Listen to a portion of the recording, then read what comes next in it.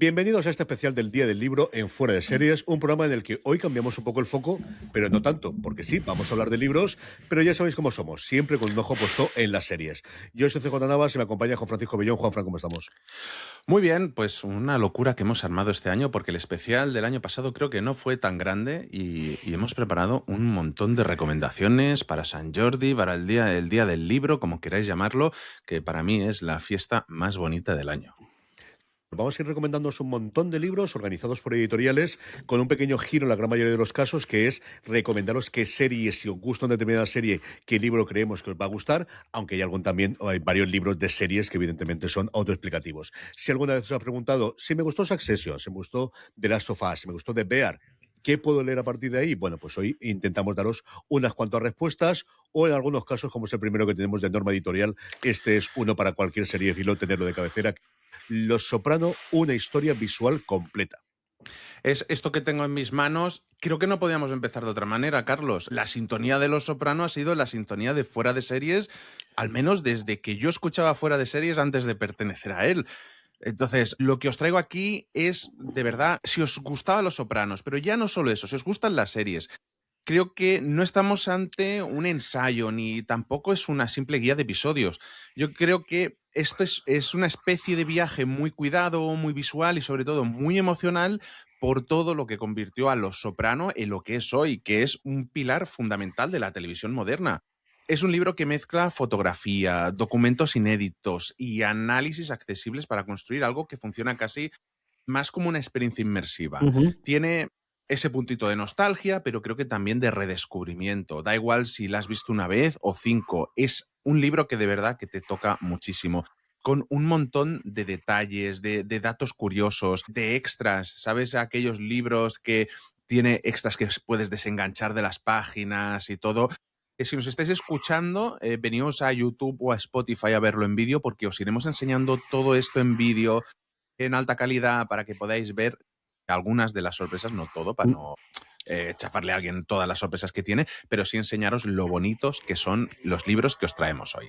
Hasta enseñando los libros tenemos que evitar los spoilers, de verdad. Esto es una cosa Claro. por demás, por demás, por demás. El libro es una absoluta preciosidad. Es de estos libros que, si te lo quieres autorregalar porque eres fan de Los Sopranos, desde luego que es una cosa absolutamente imprescindible. Y para el fan de Los Sopranos de vuestra vida, yo creo que es muy complicado que no les vaya a gustar, que desde luego que no vayan a recibirlo. Y de estos, además de, y ahora miro este capítulo, y ahora empiezo por este lado, y ahora miro por otro lado. Es una absoluta delicia. Es una maravilla, pero al final es que yo creo que de verdad es un libro que seguro que si conocéis a alguien que es fan de Los Sopranos, que es fan de las series, esto es un regalazo para el día del libro o incluso para un cumpleaños, para una Navidad. Es que es una maravilla. Es de aquellos que quieres tener en la estantería, pero no de lado, sino de frente, Ujú. expuesto en toda su gloria. De verdad, Norma Editorial ha traído aquí algo que es algo que cuesta mucho ver también aquí en España, que son libros de series, que Ujú. normalmente tenemos estos, las extranjeras, pero de series españolas cuesta mucho acceder a este tipo de material. Y la verdad es que son cosas que son muy bonitas. Y una edición tremendamente cuidada, como dice Juanfran, con un montón de... En series diríamos easter eggs, aquí, bueno, pues de props o de pequeños trozos que podemos coger y manipular más allá de las páginas que habitualmente podemos pensar en el libro, varias de ellas que os vais a encontrar a lo largo y ancho del libro. Todos estos intentaremos poner los enlaces y poner los títulos Hmm. y recordaros como siempre cuando vayáis a comprar, si vais a hacerlo en Amazon, si lo hacéis desde amazon.foradeseries.com, a vosotros os costará lo mismo y a nosotros nos estaréis ayudando, que se me ha olvidado comentarlo al principio. Vamos con Plaza y Janés y vamos con un clásico entre los clásicos que está de moda de nuevo en el mundo de las series porque vas a tener una dotación en miniserie dentro de nada que es ese Carrie, ese lanzamiento inicial de Al estrellato de Stephen King. Sí, y ostras, creo que hay cosas que con el paso del tiempo dejan de ser simplemente libros para convertirse en mitología. Creo que Carrie es eso, no solo por ser la primera novela publicada de Stephen King, sino porque ya contiene muchas de las claves, perdón, que luego han definido toda la obra. El terror que nace de lo cotidiano, la adolescencia como campo de batalla emocional y esa sensación constante de que lo peor no viene de lo sobrenatural, sino de las propias personas. Es una historia que mezcla el horror psicológico con el drama juvenil, casi como si fuera un relato sobre la incomodidad de crecer, pero llevado al extremo. tiene algo incómodo incluso hoy que conecta con miedos muy reales, la exclusión, la humillación y la presión social, todo eso envuelto en una atmósfera que va cargándose poco a poco casi sin que te des cuenta. Y lo que tú decías es que este año Mike Flanagan nos trae la adaptación de Carrie hecha serie. Y aquí lo que tengo yo es esta edición del 50 aniversario que es Preciosa. preciosa, porque yo creo que no se puede definir de otra manera. Es bonita a rabiar y una obra imprescindible ya no solo del terror, sino de la literatura de nuestra época. Sí, desde luego marcó un antes y un después, una adaptación cinematográfica que yo creo que todos recordamos, la hayamos visto mayor o menor, sobre todo en las escenas finales, en Mm. ese teatro tan característico de los institutos americanos y esa absoluta locura de sangre que teníamos con el personaje y con muchísimas ganas de ver qué hace Flanagan después de sus éxitos en Netflix, después de haber fichado por Prime Video para verla. Yo creo que esa es una de las novelas que más conocidas son de Stephen King, pero aún así, para gente que la tenga desubicada, ¿a quién creemos que le puede gustar en función de la serie que haya visto, Juanfran? Bueno, al final yo creo que todo fan de Flanagan, yo creo que de este tipo de series de terror que últimamente tenemos más de moda, series que acabamos de recibir, incluso algo terrible está a punto de suceder en Netflix, todo este tipo de nueva ola de terror que tenemos en televisión, yo creo que esto es un libro que para los que conocen la historia les va a sorprender mucho porque siempre hay cambios, pero para los que les gusta este tipo de series es un libro imprescindible totalmente. Seguimos hablando de terror, eso sí, es un poquito más sui generis, como es Stranger Things, el super éxito de Netflix, que evidentemente tiene también su parte en libros. En esta ocasión hablamos de una novela llamada Cueste lo que cueste. Sí, hay varias novelas, de hecho, de Stranger Things y que honestamente creo que están mejor que la última temporada. O sea que si os gusta el universo, esto os va a gustar más. Como os decía, si Carrie nos recordaba Stranger Things, pues es que nos pasamos a la extensión real de este universo. Cueste lo que cueste, creo que juega a eso, a ampliar el mundo que ya conocemos, pero desde una perspectiva más íntima y más centrada en los personajes. Mm. Aquí el foco está en Nancy Wheeler y en un momento en el que Hawkins sigue arrastrando las consecuencias de lo ocurrido en la cuarta temporada, si no me falla la memoria ahora. Y eso es interesante porque no estamos, además, en una historia de acción constante, como a veces son los capítulos, sino ante una investigación con un tono más oscuro, casi de thriller, y donde la sensación de amenaza está siempre presente. Tiene ese aire de historia puente, de relato que conecta piezas y sobre todo que explora las grietas emocionales que deja todo lo vivido en la serie. Y al final nos mete más de lleno en la cabeza de los personajes, que creo que eso es lo que a veces perdemos en la serie y que en los libros tenemos pues mucho más de primera mano. Mm. El siguiente libro que tenemos, cambiamos, bueno, relativamente de tono, seguimos teniendo un protagonista y sobre todo tenemos una grandísima escritora, una persona que a mí me parece maravilloso todo lo que hace desde su época inicial haciendo como cómica, su etapa en los podcasts, su web series y ahora la adaptación que se tiene que venir de Movistar Plus de este Se tiene que morir mucha gente de Victoria Martín. Sí, tenemos tráiler ya, de hecho, ¿no? Sí, Sí. tenemos una escena en la que sale Ana Castillo junto con Macarena en el ginecólogo, en el que cuentan qué le ha ocurrido al padre de la criatura que espera el personaje de Macarena García. Eso es lo que he visto yo al menos, que es 1 minuto y medio, 1 minuto y 10 aproximadamente. A mí me encanta esta novela, se la regalé a mi mujer hace unos años y se la devoró en 2 días. Y, y me gusta porque creo que hay novelas que parecen escritas desde la herida y otras que lo hacen desde la ironía para poder soportarla. Y creo que se tiene que morir mucha gente, está claramente en este segundo grupo. Es una historia que se mueve entre la comedia ácida y el retrato generacional, con ese tono que parece ligero, pero que en realidad está diciendo cosas bastante incómodas, que es lo que suelen hacer las buenas comedias normalmente. Aquí no hay grandes épicas ni giros imposibles, sino algo mucho más cercano. Vidas que no han salido como se esperaba, decisiones que se posponen y una sensación constante de estar un poquito perdido. Yo creo que algo que le viene muy bien a la generación de los 30 y los 40 normalmente.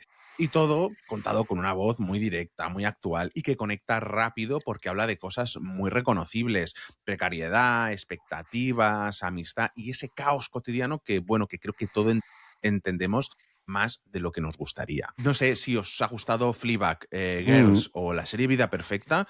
Creo que aquí vais a tener cosas muy reconocibles y que os van a llamar la atención segurísimo. Sí, la tendremos dentro de nada.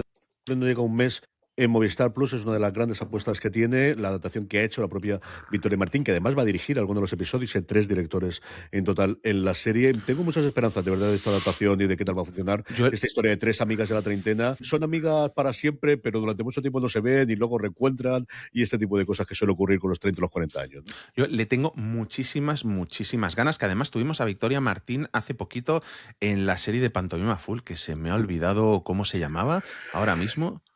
No sé si tú te acuerdas. Pues me sale en networking todo el rato porque es de ocurría en el networking y era algo por el estilo, pero no me acuerdo ahora mismo. Dame un segundo y lo miro. Mira, ya creo que lo tengo por Entrepreneurs, que no me acordaba. ¿Ves? Era algo de eso. Sí. Me acordaba yo que era una cosa en inglés, pero no me acordaba cómo era. Sí, pues lo dicho, una serie para los que os gusten este tipo de comedia sobre el hacerse adulto, sobre el no reconocer a las amistades, el que todo haya cambiado. Y simplemente acercaos a ella, de verdad que no os va a decepcionar. 7 ediciones lleva ya, por cierto. Madre mía de mi alma, eso es vender libros en español, lo demás son tonterías. Sí, sí. El que también sabe de vender un poquito es vender libros. George R.R. Martin es la última recomendación que tenemos de Plaza y Janés, que en este caso es Fuego y Sangre.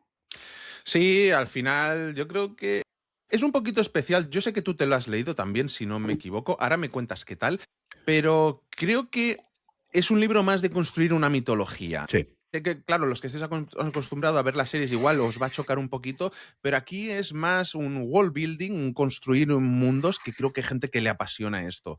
Aquí George R.R. Martin, como os decía, no lo plantea como una novela tradicional, sino como una especie de crónica histórica ficticia que se lee como si estuvieras accediendo a los archivos secretos de Poniente. El tono es distinto de Canción de Hielo Fuego o del Caballero de los Siete Reinos, que también ha tenido una edición súper chula de las 3 novelas juntas hace poquito.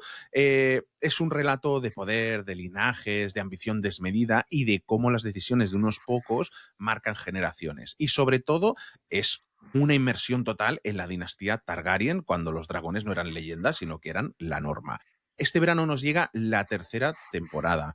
Así que si sois fans, aunque hayáis visto ya las 2 primeras, que yo sé que cuando has visto antes la serie te da un poquito más de cosa empezarte el libro, pero es un libro súper recomendadísimo que lo que va a hacer es ampliaros todo ese universo. Carlos, ¿qué me cuentas tú de ella? Es café para muy cafeteros, es decir, si quieres introducirte en el mundo de Juego de Tronos en las novelas, o bien empiezas por Canción de Hielo y Fuego, o bien ahora, yo creo especialmente con El Caballero de los Siete Reinos, que son novelas cortas, mucho más sencillas. Esta, como dice Juanfran, realmente es una crónica histórica de los Targaryen desde su llegada a Poniente, con varios narradores distintos, porque lo que se juega Martin aquí es, hay gente que hace investigación en su momento en la Ciudadela y está investigando qué es lo que ocurre. No te puedes fiar, hay varias cosas en las que hay contradicciones entre los que unos historiadores dicen y otros. En el mundo de las series, sobre todo, es que sirvió, como decía Juanfran, de punto de partida, porque es donde más se mete en toda la danza de dragones, en todo lo que actualmente estamos viendo en la Casa del Dragón.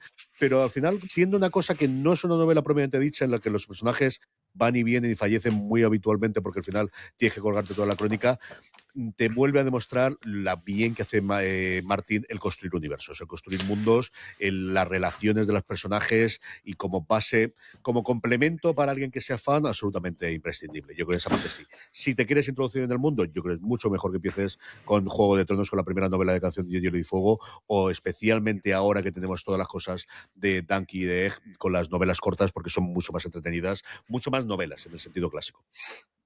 Sí, además, una edición muy cuidada, o como os habéis estado viendo, con un montón de ilustraciones, con detalles en las páginas, de todo, que al final creo que estamos en una época en la que todo es más visual, todo entra más por los ojos, con las redes sociales y todo, y creo que mi yo de adolescente hubiera pagado porque estos libros se hubieran editado entonces, porque yo disfruto un montón con ediciones especiales, con dibujitos en los marcos de las páginas, con este tipo de detallitos que al final, que bueno, que uno cuando lee una novela va a leer, pero que es como que siempre suma, ¿no? Es una edición que se ve más cuidada y que presta más, pues, a regalo, sobre todo, del día del libro. Sí, señor. Cambiamos de editorial, vamos con Ediciones Maeva, y aquí empezamos hablando de una de mis colecciones favoritas de los últimos tiempos, que son las novelas de Ellie Griffiths, protagonizadas por Ruth Galloway, en concreto Los Ecos del Pantano y El Umbral de la Mentira. Sí, digamos que hay sagas que se leen por sus tramas y otras que se quedan contigo, sobre todo por la atmósfera. Y las novelas de Ruth Galloway entran claramente en este segundo grupo. Aquí el misterio no solo está en los casos, sino en el entorno. Esas marismas de Norfolk, ese paisaje casi detenido en el tiempo, que al final funciona como un personaje más. Y Ellie Griffiths mezcla el crimen contemporáneo con ecos del pasado, arqueología forense y una protagonista que se mueve entre lo académico y lo emocional. Tiene un ritmo pausado, muy británico, donde la Mm. tensión no viene de la acción constante, sino de la sensación de que hay algo antiguo casi encerrado, literal y metafóricamente, y que está a punto de salir a la superficie. Si a mí me recuerda mucho por el cargo, supongo, a la protagonista de Bones, de aquella Sí. serie, a la paleontóloga, son estos dos libros que vienen en el pack, edición de bolsillo, los tenéis muy baratitos.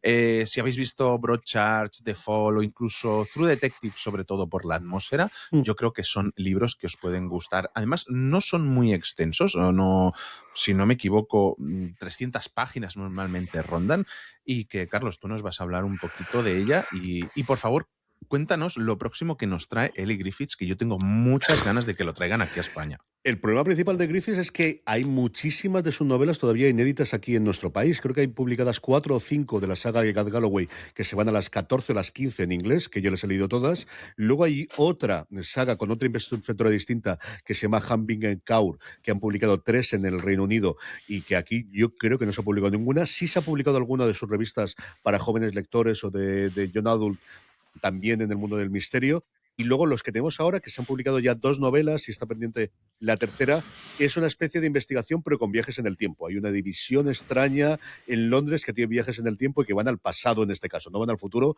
sino al pasado, a un Londres victoriano, que es una cosa curiosísima, que se ve que a ella le apetecía mucho hacer algo en el mundo victoriano, porque ella de profesión es historiadora, de hecho era editora de libros e historiadora, muchos de los libros bajo su nombre, porque el nombre de Ellie Griffiths es un seudónimo, ella se llama Domenica da Rosa, creo recordar, porque tiene ascendencia italiana originalmente, y publicó muchos libros de historia victoriana.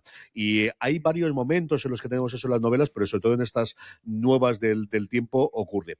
Es una de mis escritoras favoritas y desgraciadamente lleva vendido los derechos de adaptación de Gad Galloway como desde hace una década aproximadamente, ha pasado por 2 o 3 manos, tiene un podcast que ha hecho con las 2 últimas novelas en el que habla mucho de estos procesos de adaptación y de cómo desgraciadamente adelante no ha salido nunca, porque son unas novelas deliciosas, son unas novelas, cada una de ellas con los casos muy bien resueltos y sobre todo a la larga lo que tiene, algo que por ejemplo también hace muy bien Michael Connelly, que es, tienes mucho interés por saber qué ocurre con su protagonista, con Ruth Galloway, y la relación con los personajes que hay alrededor suyo, con Cathbart, con el resto de la policía y especialmente con Harry Nelson, que es el detective de policía de la ciudad donde ella vive y con el que tiene una relación que se va desarrollando a lo largo de todas las novelas maravillosas. Yo creo que una vez que lees la primera y la segunda es muy difícil que no leas el resto, no solo por el misterio, que siempre está muy bien, en algunos son mejores, en algunos te puede gustar más o te puede gustar menos, pero sobre todo por cómo evolucionan esas relaciones personales y cómo evoluciona. Creo que tiene una habilidad para escribir personajes maravillosos y para hablar de historias personales maravillosas, que es lo que a mí realmente me engancha de ella. Y desgraciadamente no tenemos adaptaciones, no sea porque no sean buenas para adaptarse, porque lo veo clarísimo, pero hasta el día de hoy todavía no tenemos nada ni en forma de película ni en forma de series. Yo imagino que igual si se hace un poco más global y eso iba creciendo, los viajes en el tiempo tienen muy buena pinta para hacer serie. Yo espero que nos llegue prontito, a ver si le preguntaré a la editorial, a la gente de Maeva, que seguro que nos dicen si hay algo en preparación. Pasamos ahora al pack de Departamento Q de Jussi Adler Olsen, este pack también de editorial Maeva, que son tres tomitos, son los 3 primeros casos del Departamento Q. Tuvimos adaptación hace muy poquito en Netflix, una adaptación que ha sido bastante exitosa, está renovada por una segunda temporada. Es una serie con un rollazo, con un personaje que es maravilloso, me recuerda mucho a House, ese personaje, pero muy, muy bien llevado, como os decía. Creo que hay sagas que están diseñadas para convertirse en serie y esta lo estaba, aunque ahora nos contarás tú porque le costó bastante llegar a la pantalla. Y creo que entramos de lleno en una unidad policial que se dedica a casos olvidados. Sé que hemos visto muchas veces este tipo de series, pero esto tiene algo especial, de verdad. Esos expedientes que nadie ha conseguido resolver y que el tiempo ha ido enterrando. Cada libro lo que hace es plantearnos una investigación distinta Pero lo interesante está en el tono. Es oscuro, es incómodo y muy centrado en lo que son las grietas del sistema. No es solo resolver crímenes, sino que es entender el por qué se quedaron sin resolver. Y todo eso con un protagonista, como os decía, que no es precisamente el típico héroe, sino alguien marcado por ser muy cínico, por un pasado en el que ha tenido un problemita que no os voy a explicar y una persona con la que es muy difícil de trabajar. Tiene ese puntito de novela negra nórdica que Mm. mezcla crítica social con un thriller y de una manera muy efectiva.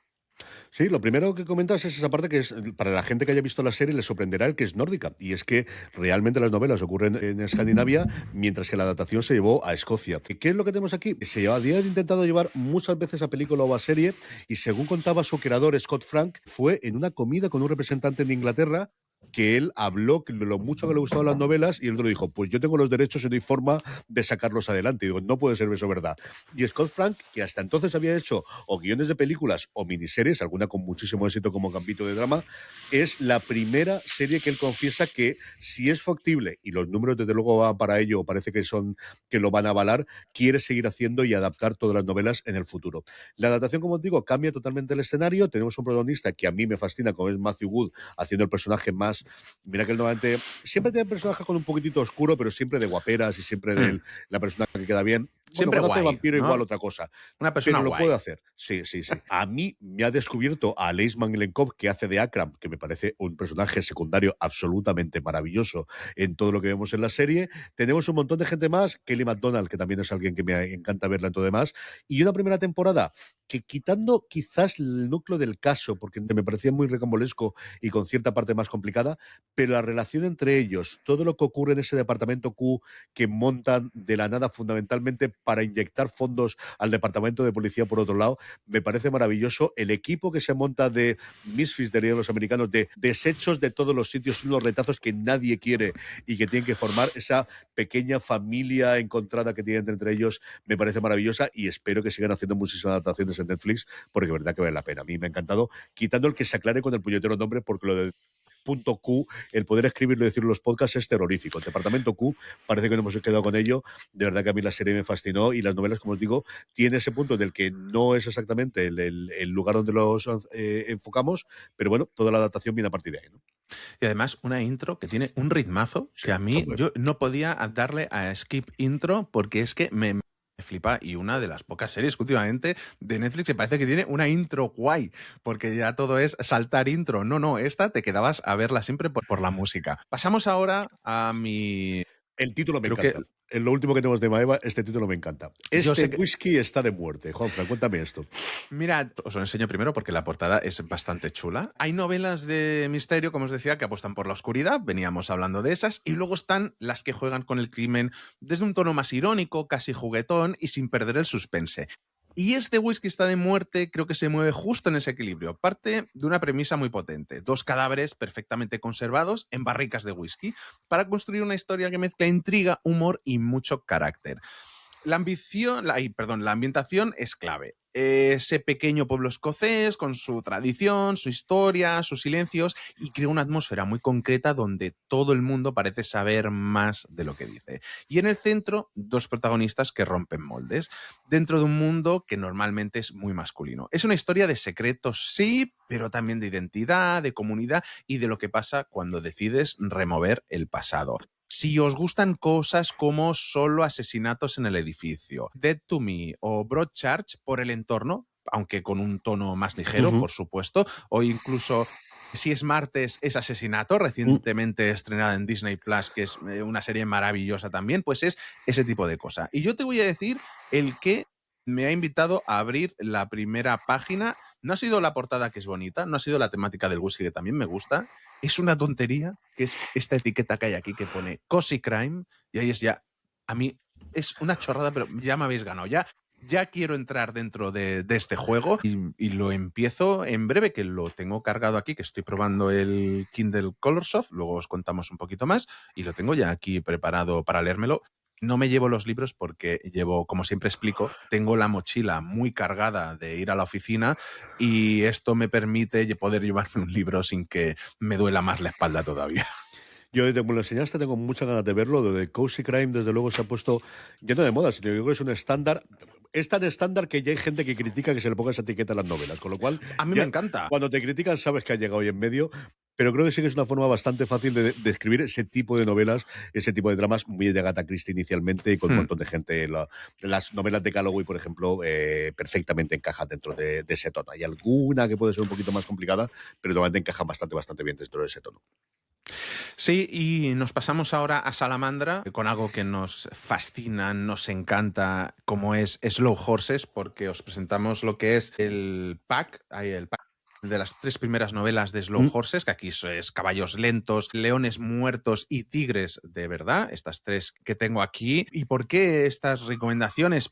Porque creo que hay historias de espías que hablan de élite, de glamour y de misiones imposibles, y luego están las que deciden fijarse en los que han fracasado. Creo que es algo que a simple vista puede echar a mucha gente para atrás porque vamos a querer ver a los espías fracasados, pero es que es maravilloso. Aquí, como os decía, no seguimos a los mejores agentes del MI5 británico, sino a los que han metido la pata, los relegados, los que han acabado en un departamento olvidado haciendo trabajos irrelevantes. Pero claro, lo interesante es que incluso desde ese rincón gris del espionaje, las cosas se complican y mucho. Lo que empieza como una rutina acaba derivando en conspiraciones, amenazas reales y situaciones donde estos descartes tienen que demostrar que quizá todavía valen más de lo que parece. Todo ello con un tono muy particular, ácido, irónico y bastante más humano que el espionaje clásico. Si habéis visto Slow Horses ya, la serie en Apple TV, de verdad, leeros los libros porque es que son un disfrute. Es el no parar de reír cada vez que aparece, ahora se me ha ido el personaje de Gary Jackson Oldman, de Lamb. Jackson Lamb en escena, es que es imposible no reírte. Todo sin dejar de ser algo serio lo que está pasando, pero es imposible no reírte con él. Si os gustan series como El guardaespaldas de Netflix, The Night Manager, recientemente que hemos tenido su segunda temporada, son unas novelas que os van a encantar y se leen en un suspiro. Carlos, yo sé que tú eres muy fan de Mick Herron. Yo lo he leído todo. Me falta solamente la última de Clowntown, que es la última que ha publicado, porque no quiero anticiparme tanto con respecto al estreno de la serie. Tradicionalmente yo lo que hacía era leerme la novela y luego verlo, y lo incumplí en esta última porque me gustó tanto como acababa que tuve que leerme el siguiente sin ningún tipo de duda. Para la gente que no veáis la serie, deberéis verla, pero de luego los libros van a aportar. Y aquí sobre todo es por qué leer los libros si estáis viendo Slow Horses en Apple TV como tenéis que hacer, porque te aporta muchísimo más. Hay cambios en las tramas en algunos casos, no desde luego los grandes temas ni las grandes cosas, pero especialmente con la última temporada hay varias modificaciones y varios cambios, en algunos casos actualizándolo más a día de hoy, aunque las novelas son relativamente recientes, pero mucha cosa ha pasado en el mundo, pero sobre todo es por los monólogos interiores y lo que piensa cada personaje y lo que comenta. Es decir, el narrador Mick Herron narrando es un cachondo mental. Sí, sí, sí.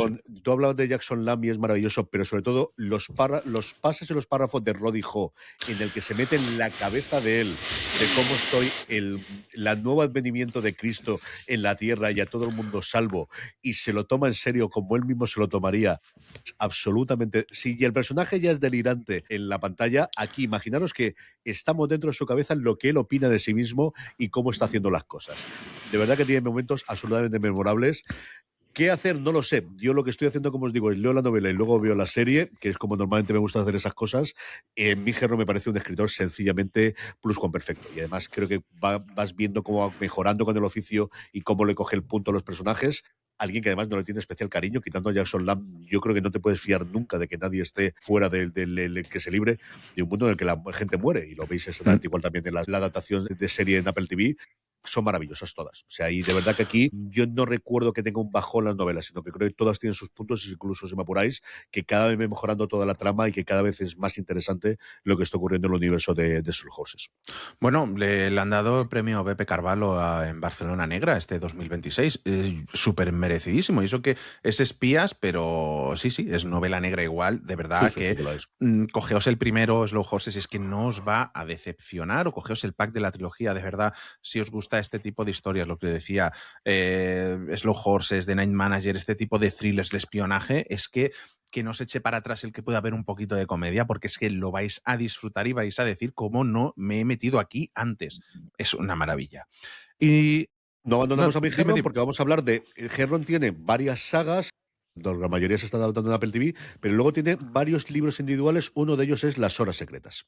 Las Horas Secretas, como os decía, si Slow Horses era mirar el espionaje desde los márgenes, Las Horas Secretas va un pasito más allá. Se mete directamente en las grietas del sistema. Aquí no seguimos una misión concreta, sino una investigación interna, casi burocrática, que poco a poco va destapando algo mucho más grande de lo que parecía. La novela juega con dos tiempos, pasado y presente, y con esa idea tan potente de que los secretos de Estado nunca desaparecen, solo cambian de forma.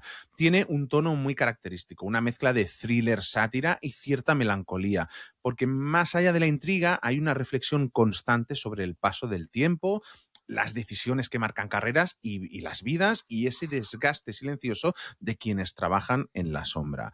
Si os gustan, como os decía, la serie de Slow Horses o de Bureau o Deutschland 83, series un poquito más intensas, más burocráticas y este tipo de novela, pero con el estilo de Mick Herron, Carlos. Es que es una Que maravilla. escribe muy bien. Y aquí casi todas tienen, si algún caso referencias, en alguna de las novelas individuales se mezcla algún personaje, aparece algún personaje que ha sido secundario en las novelas de Slow Horses, aparece alguno de los personajes, el ambiente lo tienes, es decir, existe en su momento el lugar donde están todos ellos, el MI6 es exactamente igual, toda esa atmósfera la tienes en novelas que, como digo, son individuales, de las que lo he publicado como 3 o 4 y luego varias novelas cortas.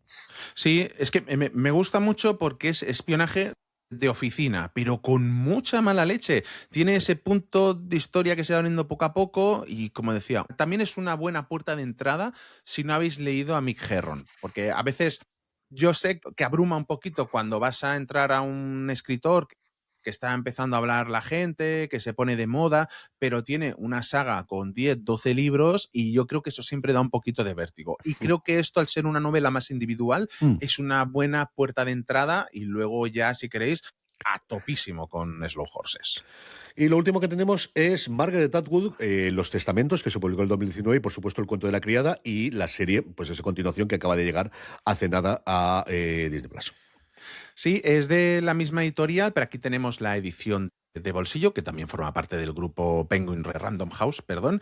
Y al final creo que hay distopías que funcionan como entretenimiento y luego están las que funcionan como advertencia, básicamente. El Cuento de la Criada es claramente esto, y creo que este pack además nos permite no solo ver el origen de ese mundo, sino también sus consecuencias años después. De hecho, creo que en Los Testamentos está escrita 30 años después del Cuento de la Criada. Las si no me novelas son equivoco. 30 años, en la serie no sé si lo dicen como tal, pero las novelas son 30 años después de lo que ocurre en El Cuento de la Criada. La historia, como os decía, nos sitúa en una sociedad donde los derechos han sido desmantelados en nombre de un orden supuestamente superior. Pero lo realmente inquietante no es el escenario en sí, sino lo reconocible que resulta. Atwood creo que no construye un mundo imposible, sino que construye uno demasiado plausible, o que da la sensación de ser demasiado plausible.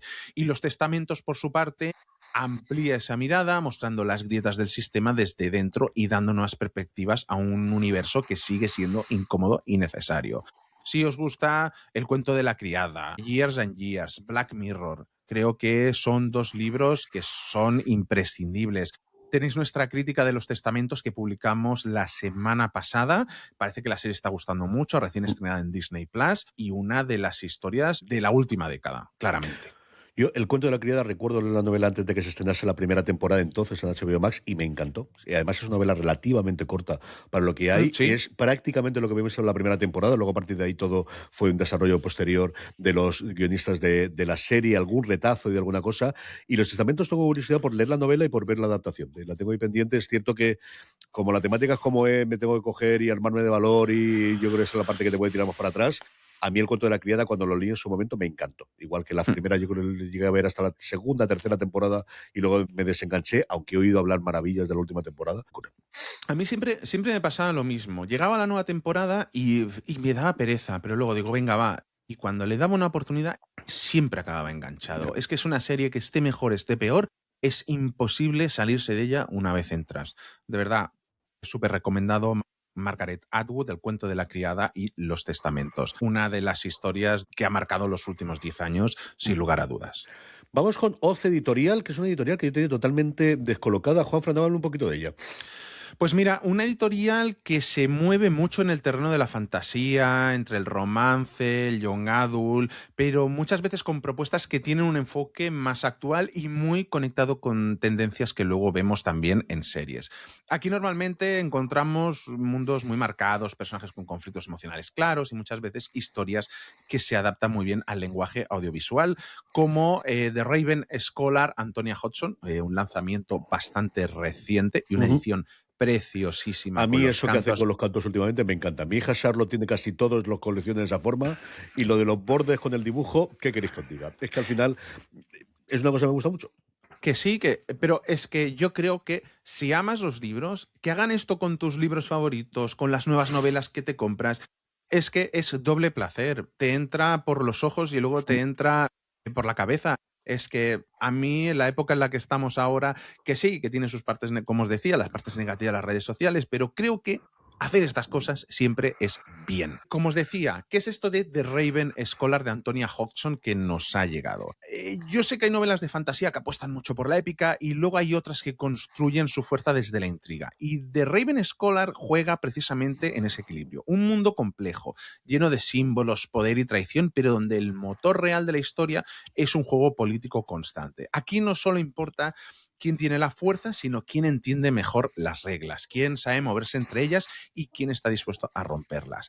La novela mezcla ese tono de fantasía clásica con un enfoque muy moderno en personajes y conflictos, con una protagonista que destaca por su inteligencia más que por la acción. Y todo arranca con un asesinato, porque este tipo de historias, cuando alguien muere, en realidad lo que empieza es todo lo demás. Si os gustan cosas como Juego de Tronos, La Casa del Dragón, The Witcher, es fantasía épica de verdad y lejos del romantasy, que sé que hay mucha gente que esto del Lo hay, romantasy lo luego hay. le acaba tirando para atrás. A mí me pasa un poquito.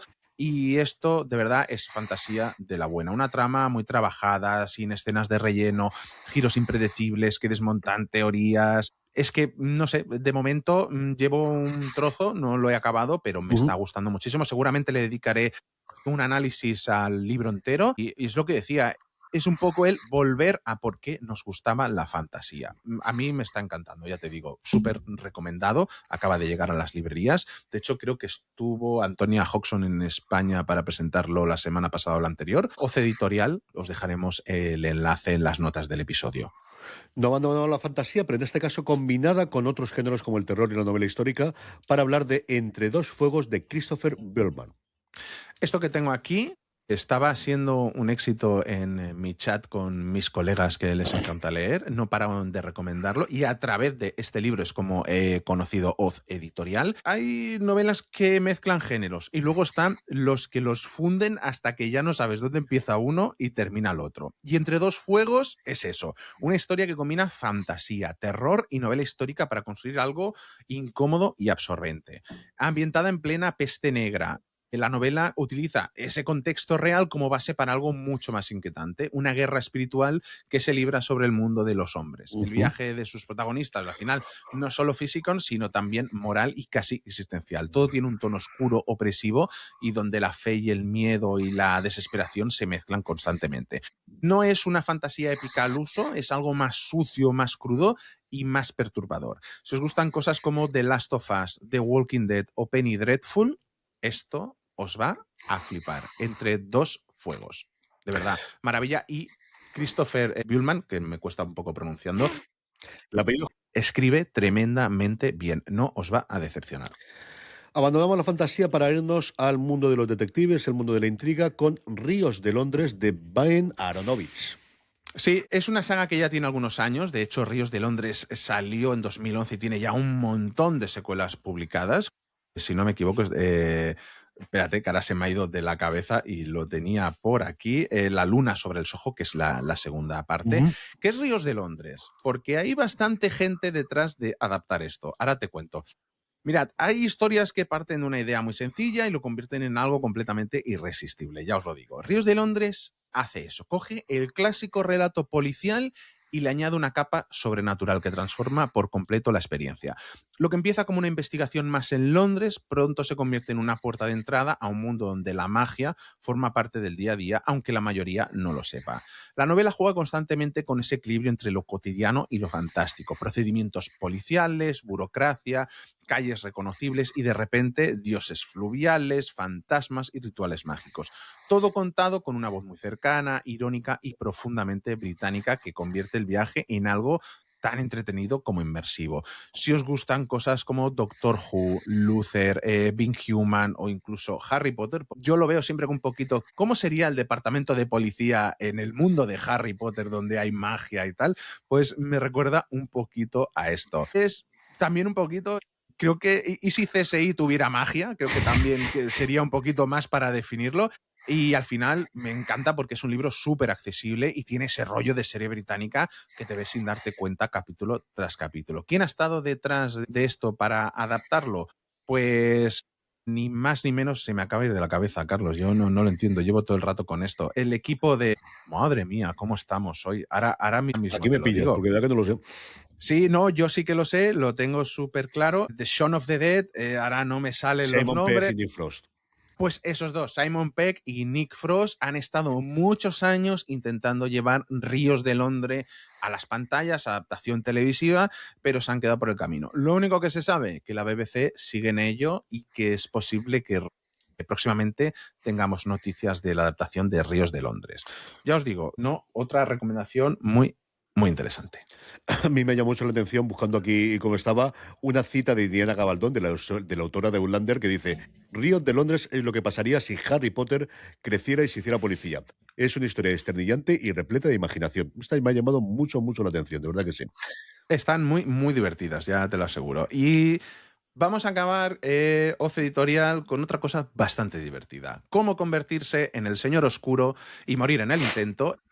Todo el mundo quiere ser el Señor Oscuro, menos yo, de Django Drexler. Mirad, hay novelas de fantasía que respetan las reglas del género y luego están las que deciden reírse de ellas mientras las usan. Esta saga, como os digo, entra de lleno en esta segunda categoría. Parte de una idea brillante. Una protagonista atrapada en un bucle temporal que, tras fracasar una y otra vez como heroína, decide hacer lo impensable, convertirse en villana. A partir de ahí, lo que tenemos es una fantasía épica completamente deslenguada, irreverente y muy consciente de los clichés que maneja. Hay magia, ejércitos, criaturas y grandes conflictos, pero todo equilibrado por un tono humorístico, casi meta, que juega constantemente con las expectativas de nosotros, los lectores. Y aún así, debajo de toda esa capa gamberra, hay una historia que es muy sólida. Si os gustan cosas como The Boys, Muñeca Rusa o incluso The Good Place, Ujú. es mezcla de fantasía épica con un humor tipo Deadpool. Y es que, de verdad, es como sería la fantasía épica pasada por el filtro de The Voice. Y me gusta mucho porque no se toma en serio, pero sí lo suficiente. Y ese concepto de repetir la historia hasta romperla es muy de muñeca rusa. Hay muñeca rusa, pero en clave fantasía. Esa ya la tenía en el radar. Me recuerdo que cuando vi el título me llamó mucho la Mm. atención. Y es cierto que la época quizás la pasas de fantasía la tengo muy colapsada con Sanderson últimamente, que luego hablaremos de él, pero tengo que volver a ello. Cambiamos de editorial, vamos con Reservoir Books, que también de Penguin Random, como la mitad de las estas. No es Planeta o es Penguin, tampoco nos volvamos muy loco, que la mitad de los sellos editoriales están al final dentro de nuestros conglomerados. Y empezamos hablando de Santiago Díaz y de su novela Talión. Sí, porque es la ópera prima de Santiago Díaz, que ha sido reeditada y por la que obtuvo varios premios por ella. ¿Qué es esto de Talión? Porque seguramente muchos conoceréis a Santiago Díaz por otras novelas, que me pasaba mucho. Hablaba con mi madre y con mi suegra y no sabían qué era esto de Talión, pero las dos leen a Santiago Díaz. Mm. Mirad, hay thrillers que se centran en resolver un crimen y otros que te obligan a preguntarte qué harías tú en esta situación. Y Talión juega en eso. Parte de una premisa muy potente. Una mujer con los días contados decide tomarse la justicia por su mano. Y a partir de ahí, la historia se convierte en una carrera contrarreloj, donde no solo importa el qué va a pasar, sino el está bien lo que está haciendo. Ujú. Es un thriller muy directo, muy ágil y que no pierde el tiempo y que empuja constantemente hacia adelante. pero que al mismo tiempo lanza preguntas morales súper incómodas. Es de esos libros que te enganchan por la tensión, pero se te quedan por lo que te hacen pensar. Si os gustan cosas como Breaking Bad, Dexter o La Caza, algo súper recomendadísimo. De verdad, es muy de esto empiezas y no paras a leerlo hasta el final. Me recuerda mucho, como te decía, a esa evolución moral de Breaking Bad Ajá. y tiene ese puntito de Dexter de hacerte cuestionar si estás apoyando algo que realmente no deberías estar apoyando. Seguimos con Susumu Higa y su Okinawa, El viento habla. Sí, nos pasamos al cómic, el cómic asiático, Ujú. manga. Lo que tenemos aquí, porque Reservoir Books, perdón, lo que nos suele traer de cómics es high level, alto nivel normalmente. Y mirad, Okinawa, El viento habla, nos explica a través de varias historias entrelazadas una obra que nos sumerge precisamente en la brutalidad de la batalla de Okinawa, pero desde una perspectiva muy poco habitual, la de quienes la sufrieron, perdón. Aquí no hay épica, no hay heroísmo, lo que hay es humanidad, dolor y memoria. El relato se construye desde lo cotidiano, desde lo íntimo, para mostrar cómo la guerra lo arrasa todo, especialmente aquí no tienen ningún control sobre ella. Es un estilo muy sobrio, muy directo, pero precisamente por eso resulta mucho más contundente. Es una obra que, digamos, no busca entretenernos, sino que lo que busca es que no nos olvidemos de ciertas cosas que han pasado en la Ujú. humanidad. Si os gustan series como Hermanos de Sangre, The Pacific o incluso Chernobyl, os va a encantar. Tiene un enfoque antibelicista muy claro, una narración de varias historias basado en hechos reales, un tono íntimo, muy emocional. Es una maravilla, una de estas cosas que nos trae Reservoir Books súper bien cuidadas, porque es de estos cómics que cuando lo tocas ya notas que se han dejado un dinero especial en el papel, no para chulear, como digo yo, sino para que notes que cuando lo estás cogiendo estás tocando algo distinto. Ujú. Un papel con un relieve muy agradable, todo, de verdad. Es una de estas obras que da gusto leer, aunque te dejen un poco hecho mierda, diciéndolo mal y pronto.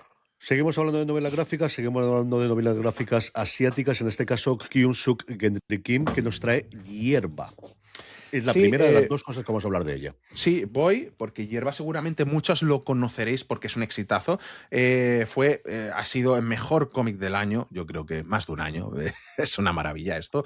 Es la 15ª edición que tenemos este año, que esto es algo espectacular. Para que algo llegue a la 15ª tiene que ser un éxito arrollador. Un multitud de premios finalista en otros cuantos. Y al final, ostras, es que es una historia que creo que es difícil de contar y de leer. Y Hierba, para el que no lo conozca, es una novela gráfica que parte de un testimonio real para construir la vida de una mujer marcada por uno de los episodios más oscuros del siglo XX. Pero lo que la hace especial no es solo lo que cuenta, sino cómo lo hace. Lejos del sensacionalismo, lo que hace la obra es apostar por una narrativa íntima, pausada y profundamente humana. A través de recuerdos, silencios, pequeños momentos, se construye un relato que no busca impactar con el horror, sino hacerlo comprensible. Es una obra que de verdad que duele, sí, pero sobre todo una que da voz. Si os han gustado cosas como El cuento de la criada, Un ortodox, Chernóbil también, es una maravilla, basado en testimonios reales, es muy íntima, muy respetuosa y muy centrado en la víctima y no en el conflicto. De verdad, una obra que tiene un reconocimiento internacional que ha sido apabullante. Es de los que te obligan a parar incluso un poco y no leértelo del tirón, que normalmente yo cuando cojo un cómic me lo leo del tirón sin pestañear, y este es de los que te obligan a parar un poquito y dejarlo reposar. De verdad, es uno de esos libros que no recomiendas porque entretiene, que lo hace, sino porque importa de verdad. Es una maravilla. De verdad. Eh, Hierba, si no lo conocíais, es un imprescindible. Blanco y negro, de verdad. Una de mis recomendaciones absolutas. y de la misma autora tenemos Mi amigo Kim Jong-un. A mí es que me encantan esto, de verdad. Yo creo que Reservoir Books me hace feliz cada vez que lo veo en las estanterías. A ver, ¿cómo os cuento esto? Mi amigo Kim Jong-un. Digamos que hay libros que nos intentan explicar una figura histórica y otros que intentan entenderla. Y mi amigo Kim Jong-un se sitúa en esto. En esto segundo me refiero. Ujú. Lejos de una biografía tradicional, la obra nos propone una mirada distinta, más íntima y más reflexiva, que lo que trata de explorar es cómo se construye una figura como la del líder norcoreano. A través de una narración en primera persona, la autora se acerca no solo al personaje, sino también al contexto que lo rodea. La historia reciente de Corea, la división del país y esa tensión constante que sigue presente hoy día. Es un relato que mezcla lo político con lo humano y que no busca justificar, sino más bien comprender, que creo que a veces es donde suelen fallar muchas adaptaciones o novelas que se basan en un personaje. Una obra que al final, que más que dar respuestas, plantea preguntas muy incómodas. ¿A qué me recuerda? A The Crown, a Chernobyl, a Years and Years. Es un enfoque humano sobre una figura política muy compleja que no es algo que suele ser fácil. Es algo que os va a obligar a cambiar de chip, ya os lo digo, y me gusta porque no intenta simplificar algo que es muy complejo. Y tiene ese puntito de Chernóbil de intentar entender cómo funcionan las estructuras de poder desde dentro. Y seguimos, aquí cambiamos de Asia a los países escandinavos, vamos, al clásico noir que hemos tenido en los últimos tiempos nórdicos, con uno de sus principales estrellas como es Jon Snow. Lo primero, y recientemente tuvimos su adaptación en Netflix, es su detective Harry Hole, con un pack de 3 novelas. Sí, ¿tú has leído Harry Hole? No, he leído 2 o 3 independientes de Nesbo siempre.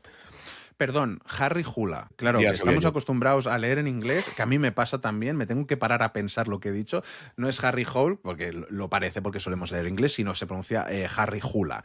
Aunque el nombre sí es en inglés. Esto es lo que Una siempre cosa muy rara. me... Que son muy raros los escandinavos, tío. Son muy raros. A ver, lo que decía Carlos, la serie recién estrenada en Netflix, creo que empezó un poco, la gente no le ha prestado mucha atención porque tampoco ha tenido excesiva promoción, pero el boca a boca la está haciendo crecer y me consta que hay mucha gente enganchada ya a la serie. Mirad, hay detectives que resuelven casos y luego tenemos los que se van rompiendo por el camino. Harry Hula pertenece a esto claramente y esta trilogía reúne los 3 casos más importantes del personaje y funciona como una inmersión total en la novela negra escandinava más cruda, de verdad. Aquí no solo hay crímenes, hay pasado, culpa y una constante sensación de que todo está conectado. Las historias juegan con varias líneas temporales, secretos enterrados y una atmósfera muy marcada donde el frío, la ciudad y el aislamiento pesan tanto como los propios asesinos. Es un thriller, sí, pero también el retrato de un personaje que está siempre al borde. Si os gustan cosas como The Killing, True Detective, Bron Broen, esto es para vosotros. Es, de verdad, es mi frase, si te gusta el noir nórdico, aquí estás en Sí, casa. Me totalmente. recuerda mucho a ese tono de True Detective donde el caso importa, pero el personaje importa más todavía. Y no son 3 historias que van seguidas, pero sí que nos son 3 historias que creo que ayudan mucho a conocer bien a Harry Hula. Es Petirrojo, Rémesis y La Estrella del Diablo, que es en la que se basa la adaptación que hemos visto recientemente en Netflix y que no ha sido la única adaptación porque tenemos una por ahí de Michael Fassbender, si no me Sí. equivoco, que todo el mundo sea Muñeco de Nieve, creo que se llamaba, que todo el mundo se ha olvidado de ella porque digamos que Thomas Alfred, no me acuerdo cuál era el otro apellido, no tuvo un buen día haciendo la película. Y hay varias adaptaciones nórdicas también. Yo creo recordar que vi alguna serie, ya no se recuerdo si fue en Filmin o en el escenario, pero yo creo que alguna de las novelas suyas, de la saga de las novelas suyas, ha sido llevadas también a o en película o en serie. No recuerdo ahora mismo de cabeza. Si lo dicho, si queréis saber un poquito más de Harry Hula, tenéis nuestra crítica reciente en el canal, que ahí os vamos a explicar bien de qué trata, porque la historia es bastante fiel al libro y quién es este personaje. De verdad, yo creo que os va a encantar, ya lo veréis. Y no abandonamos a Nesbo para hablar de otra de sus novelas, en este caso independiente, que es Minnesota, que de inicio os podría llamar la atención de qué pinta Minnesota para un escritor de Nordic Noir, pero es que Minneapolis en general y Minnesota en concreto y en general y Minneapolis en concreto es un lugar en el que siempre ha habido muchísima inmigración de los países nórdicos y parece que por ahí también va la trama de la novela. Sí, a ver, hay autores que dominan un personaje, como os acabo de explicar, y aunque sí, yo creo que John Esmo lo que hace es dominar un género. De verdad, Minnesota es una prueba de ello. Aquí deja a un lado su saga más conocida para, como os decía Carlos, construir algo independiente, pero con todas sus señas de identidad. Oscuridad, tensión y personajes marcados. La historia se mueve entre dos tiempos y dos perspectivas, como ya suele hacer normalmente, jugando con la idea de la obsesión, la violencia y cómo el pasado nunca desaparece. Todo envuelto en una atmósfera fría, casi inhóspita, y donde el entorno no es solo escenario, sino reflejo de lo que ocurre dentro de los personajes. Es un thriller más contenido que otros suyos, pero creo que es igual de incisivo. Si os gusta True Detective, Fargo o incluso Mindhunter, de verdad, esto os va a fascinar. Y me gusta porque es John Esmo sin red. Y aún así funciona. Tiene ese punto de Fargo, de crimen en entorno frío y extraño, y es muy True Detective en cómo te mete en la cabeza de los personajes. Maravilla pura, de verdad. Cambiamos de... Vamos con la que mejor define a Juanfran y a mí, que es la editorial Juventud, y vamos a Por hablar supuesto. de Las aventuras de Tintín. Sí, ostras, una nueva edición recopilatoria que ha sacado Editorial Juventud. Yo tengo la edición en catalán, Las aventuras de Tintín, también está en castellano, por supuesto, que de momento han sacado este tomo, es el único que está a la venta, que reúne los tres primeros, que incluye Tintín en el país de los soviets, que creo que siempre es el que más le choca a la gente, incluso gente que ha leído a Es el Tintín. más raro, en general. Es el más raro, es en blanco y negro, el dibujo no es exactamente como lo fue después, es mucho más largo, porque es un cómic tremendamente largo, pero aún así que, bueno, que tiene muchas cosas fascinantes incluso a día de hoy. Mirad, Tintín, es que, jolín, yo creo que hay personajes que forman ya parte de la historia del cómic, y luego están los que directamente lo definen. Y Tintín yo creo que es uno de esos personajes que lo que hace es definir al cómic. Este primer volumen, como os decía, recoge las primeras aventuras, donde ya se empiezan a ver las bases de todo lo que vendrá después. Viajes por todo el mundo, misterios, acción y ese espíritu aventurero que lo convierte en un personaje universal. Lo interesante es que aquí no solo encontramos entretenimiento, sino también una ventana a la época en la que fueron creadas estas historias. Son relatos que mezclan aventura pura con el contexto histórico y cultural de su momento, lo que les da al final una doble lectura, como entretenimiento y como reflejo de una mentalidad concreta. Al final lo que tenemos aquí es el origen de un icono. Si os gusta Indiana Jones, incluso, sé que es una referencia un poco rara, pero Pato Aventuras. Sí, hombre, yo total. creo que tenía este espíritu también, no sé, que es como es volver al origen de muchas cosas que vemos hoy. Me gusta porque es puro entretenimiento, sin complicaciones, y es curioso verlo ahora porque muchas cosas que hace Tintín luego las hemos y que hemos visto en 1000 versiones, desde Indiana Jones hasta la animación moderna. Pero no es lo único que tenemos de Tintín. Eso he dicho yo, que no abundamos un momento los libros para hablar de otras cosas, pero también relacionados con Tintín y con Viaje a la Luna. Quizás sí, porque yo creo que es la novela más conocida, ¿no? O al menos la más icónica de todas. Yo creo que alguna de las más icónicas, sí, sobre todo por esto que tengo aquí, que es este cohete, que es el que vemos en la portada del cómic de... se me ha olvidado y lo tengo por aquí. Sí, Objetivo la Luna, es cierto. Y aterrizaje en la Luna. Es que me estaba confundiendo porque tengo la edición en catalán que es Hem caminat sobre la Lluna, si no me equivoco, que hemos caminado sobre la Luna, y ahora me estaba haciendo un lío en la cabeza. Os lo estaréis viendo, he grabado varios vídeos para que lo veáis bien en detalle. Lo que tenemos aquí es una apuesta de Lego por la nostalgia y los fans adultos, que creo que es el nuevo nicho favorito de Lego, y lo que tenemos es el cohete lunar de Tintín, que salió a la venta, si no me equivoco, este pasado día 1 de abril, perfecto para la época del Día del Libro. O sea, si conocéis a algún fan de Tintín, estáis tardando en ir a buscarlo. No me extrañaría que se agotase un poquito. Y, como os decía, está inspirado en estos dos cómics, Objetivo la Luna y Aterrizaje en la Luna. Este modelo recrea una de las imágenes más icónicas del cómic europeo, con un diseño pensado principalmente para exponerlo. El set incluye más de 1000 piezas, personajes clásicos de la saga y varios detalles ocultos que permiten recrear escenas míticas de la historia, llevando el universo Tintín al mundo Lego con un enfoque muy fiel al material original. Está ya a la venta, como os decía, desde el pasado día 1 por 159,99. Dentro de, si no me equivoco, es exclusivo de la Lego Store. No sé si más adelante se encontrará en otras tiendas, pero de momento incluye a los personajes icónicos como Tintín, Haddock, Tornasol, Hernández y Fernández, y por supuesto a Milú. Mi hija está loca con Milú y está enfadada con Milú porque no le dejo coger los muñecos. Digo, esto por favor, hija mía, déjame que dure por lo menos hasta que yo grabe esto.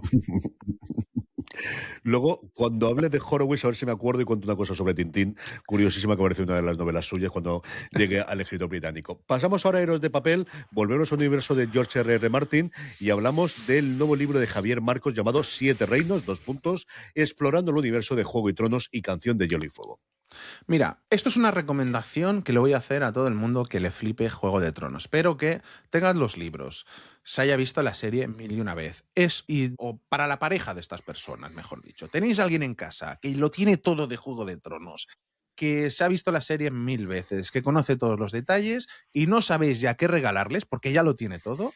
Esto es un regalazo. Ahora os explico. Mirad, hay libros que analizan obras y luego están los que se meten dentro de ellas. Siete Reinos juega a eso, a convertirse en una guía total para entender no solo el universo de Canción de Hielo y Fuego, sino también todo lo que ha supuesto su adaptación televisiva. No estamos ante un ensayo frío, sino ante un recorrido muy completo que mezcla análisis, contexto y experiencia directa, desde la evolución de George R.R. Martin hasta el impacto cultural de la serie, pasando por el rodaje en España, que por cierto Javier Marcos ha estado en esos rodajes porque es uno de los periodistas que ha sido invitado varias veces a esos rodajes, o sea, os habla de primera mano, no simplemente de lo que ha leído por redes sociales, y como os decía, y todo lo que ocurría detrás de las cámaras. Es en el fondo un libro para quienes no solo quieren recordar la historia, sino entender por qué ha sido tan importante. Lo que os decía, si sois fans de Juego de Tronos de la Casa del Dragón, esto es imprescindible. Es literalmente, yo creo que un libro hecho para nosotros, Carlos. Me gusta porque mezcla análisis con vivencia real y todo el rodaje en España. De verdad, es que es oro puro si sois fans de Juego de Tronos o si tenéis a alguien que sea fan de Juego de Tronos. Es que es algo hecho para ellos. De verdad, una maravilla. Héroes de Papel hace una cosa muy chula, que es que tiene las ediciones normales y luego, no sé si son por 5 euritos más, tienes la edición especial que llega con un montón de extras que estaréis viendo en pantalla que os estaré enseñando. Luego, como ves, sobrecubiertas, de estas que nos gustan, y revela una cubierta todavía más bonita. Son ediciones muy cuidadas, de verdad, lo que hace Héroes de Papel es siempre una maravilla y todo siempre muy cuidado. Y de un fandom a otro, y este me encanta porque es una serie que yo creo que la gente de mi generación recordamos con muchísimo cariño. Aquí en España se llamaba Gárgolas. En el título del libro han mantenido el título original. Andrés Argal Sotés nos trae Gargoyles, un universo mitológico. A mí me pasaba lo mismo. Yo de crío me habré visto esta serie de veces y veces y veces. Es que era algo tan chulo y que, ostras, tú, qué ganas hubiera habido de seguir viendo episodios de esto. A ver, es que es lo que dice Carlos. Hay series que recuerdas con cariño y luego están las que cuando vuelves a ellas te das cuenta de que eran mucho más de lo que parecían. Y Gárgolas, o Gargoyles, en este caso, es eso. Y este libro, al igual que el otro, funciona como una puerta de entrada o más bien de regreso a este universo que mezclaba acción, mitología y una narrativa sorprendentemente adulta para la época. Lejos de quedarse en la nostalgia, creo que Gárgolas, un universo mitológico de Andrés Argal Sotés, profundiza en lo que hacía especial a la serie, sus personajes, sus conflictos y esa construcción de mundo que bebía de leyendas clásicas, pero que las reinterpretaba en clave moderna. Es un recorrido muy completo que invita tanto a recordar, sobre todo, como a redescubrir. Si os gustaban cosas como Gárgolas, Batman, la serie animada, la serie de los 90 de X-Men, que ha vuelto recientemente, ojalá hicieran esto con Gárgolas, el que vuelva a la serie. Al final son esos libros que te hacen decir cómo era esto de bueno. Y me gusta porque reivindica una serie que igual no está tan en el mainstream y que la mete en la conversación con Batman, la serie animada. Yo creo que siempre las consideré a la misma altura y que las dos son de primera división. Sí, tuvo un intento bueno, ha tenido varios intentos de resucitar. La última que yo recuerdo que estaba consultando ahora fue en el 2023, saltó la noticia de que la productora de James Wan estaba haciendo algo en imagen real, no en animación, que había contratado al guionista Gary Doberman, que había trabajado en La Cosa del Pantano y en varias cositas más para DC y en terror, y creo que desde el 2023 no se ha vuelto a saber nada, así que no sé si está durmiendo el sueño de los justos o en un momento dado vuelve a resucitarse, pero es una serie que yo recuerdo muy cariño y especialmente mi hermano Jorge, yo creo que es su serie de animación favorita de siempre y lo tengo apuntado ahí para cualquier regalo, sea el cumpleaños o en Navidades, desde con la enseñaste tú, porque yo creo que puede funcionar muy bien. Nos vamos con John Romero, sí, ese John Romero hablando de Doomguy, mi vida en primera persona. Esto que tengo aquí, mirad, para el que no sepa, esto va de videojuegos, ya os lo digo. Hay historias que cuentan el origen de una obra y otras que cuentan el origen de toda una industria. Y creo que Doom Guy, mi vida en primera persona, pertenece a esto claramente. Aquí no solo seguimos la trayectoria de John Romero, sino también el nacimiento de una forma de entender el entretenimiento digital. Desde sus primeros pasos programando hasta la revolución que supusieron Doom o Quake. El libro funciona como un viaje por una época en la que todo estaba por inventar. Tiene ese puntito de relato personal, pero también de crónica cultural, donde se mezcla con creatividad, ambición y conflicto. Es, en el fondo, la historia de cómo alguien ayudó a cambiar para siempre la forma en la que jugamos y también cómo eso conecta con todo lo que consumimos hoy. ¿A qué os recordará series como Halt and Catch Fire, a Mythic Quest, incluso a Black Mirror un poquito? Es al final un testimonio directo de un pionero de la industria. Ostras, de verdad, maravilla. Es que este tipo de relatos son fascinantes. Es una historia de cultura pop moderna y me gusta porque conecta videojuegos con todo lo demás. Y tiene mucho de Halt and Catch Fire, como te decía, en esa idea de gente intentando cambiar el mundo desde un garaje. Es maravilla. Porque la gente de generación que recordamos aquellos. Claro, estábamos allí y vimos aquello y esa evolución y el shock que producía, yo creo, el Doom, desde luego que Quake posteriormente y la revolución del mundo de los videojuegos. Jorge. Sí, totalmente. Hacemos un parón ahora. Si antes os hemos enseñado Tintín, ahora os enseñamos esto, que es el Kindle Color Soft, la última versión del Kindle.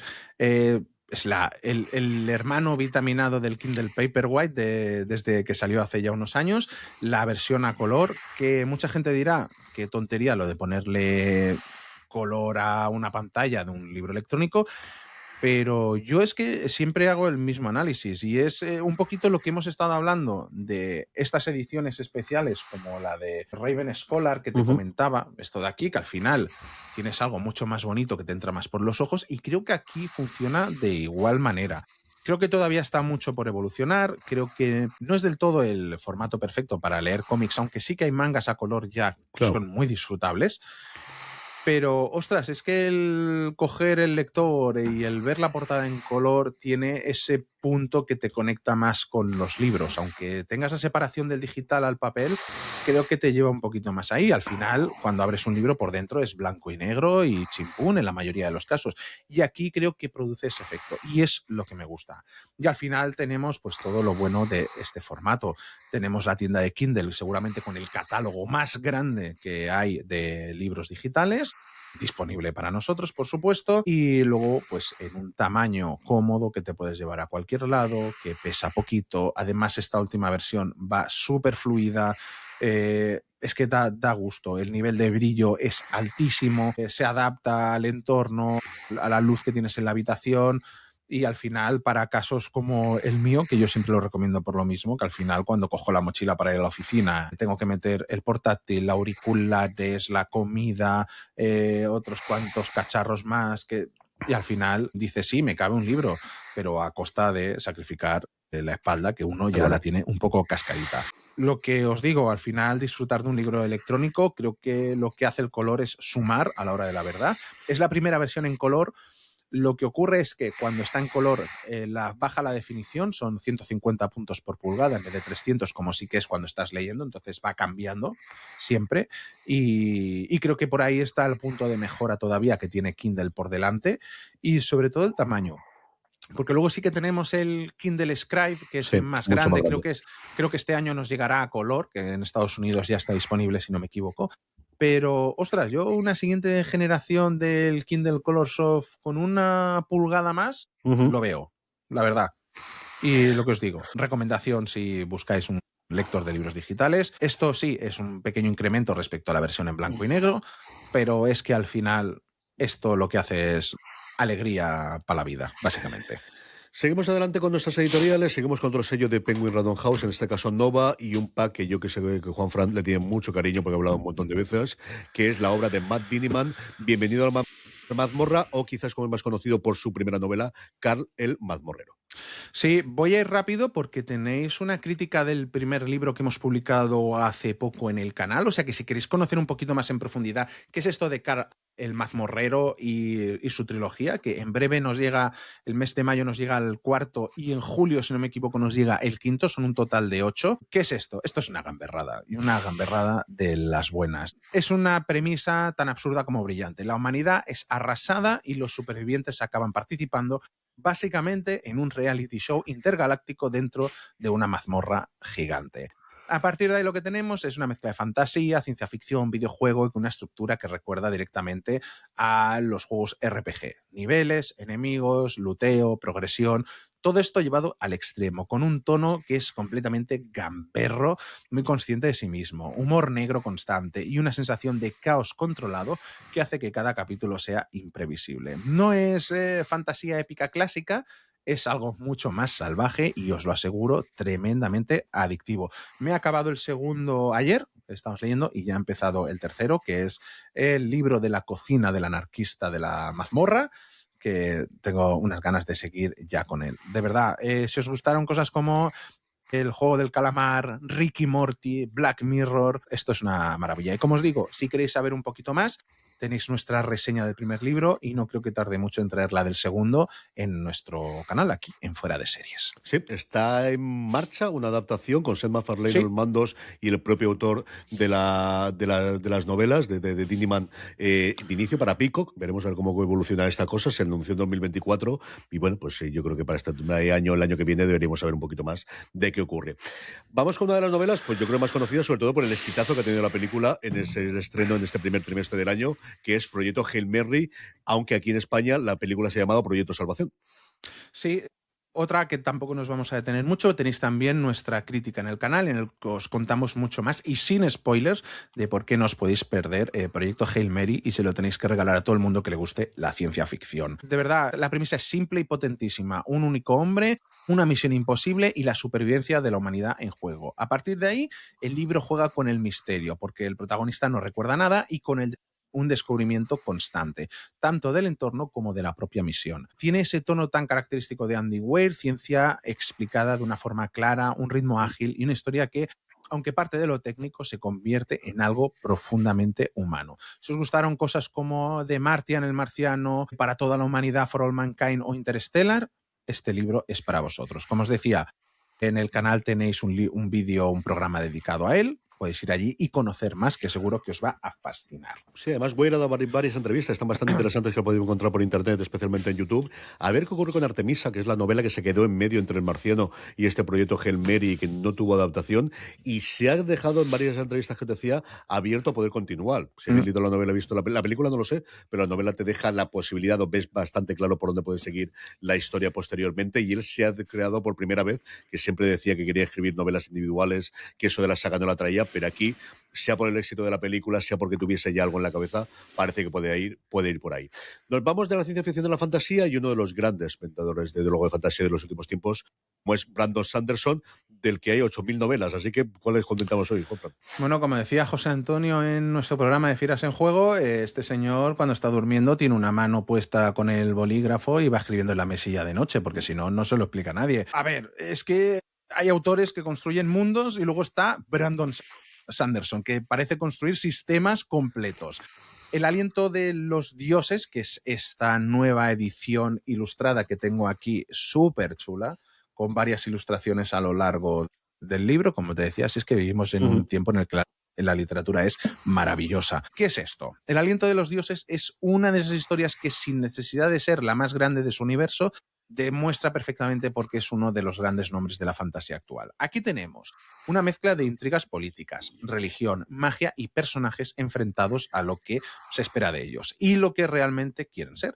Todo un mundo muy colorido, muy visual, pero también lleno de dobles lecturas. Es una fantasía más contenida que otras obras del Cosmer, pero precisamente por eso resulta muy accesible. Es una puerta de entrada perfecta a su estilo, con todo lo que eso implica.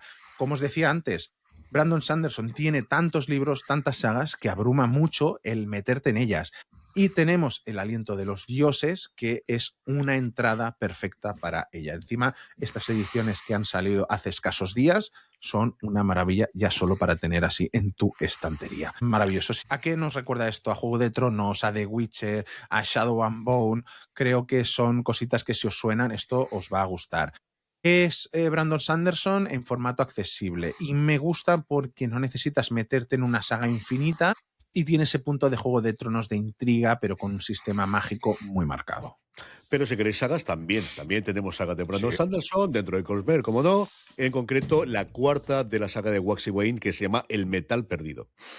De nuevo, en esta edición ilustrada magnífica que nos está dando Nova, Editorial Nova, si no lo hemos dicho antes, especializada en fantasía y ciencia ficción. Y es que da gusto pasarse por su catálogo, ya os lo digo. ¿Qué es esto del Metal Perdido? Esto pertenece a la saga Wax and Wayne, es el número 4.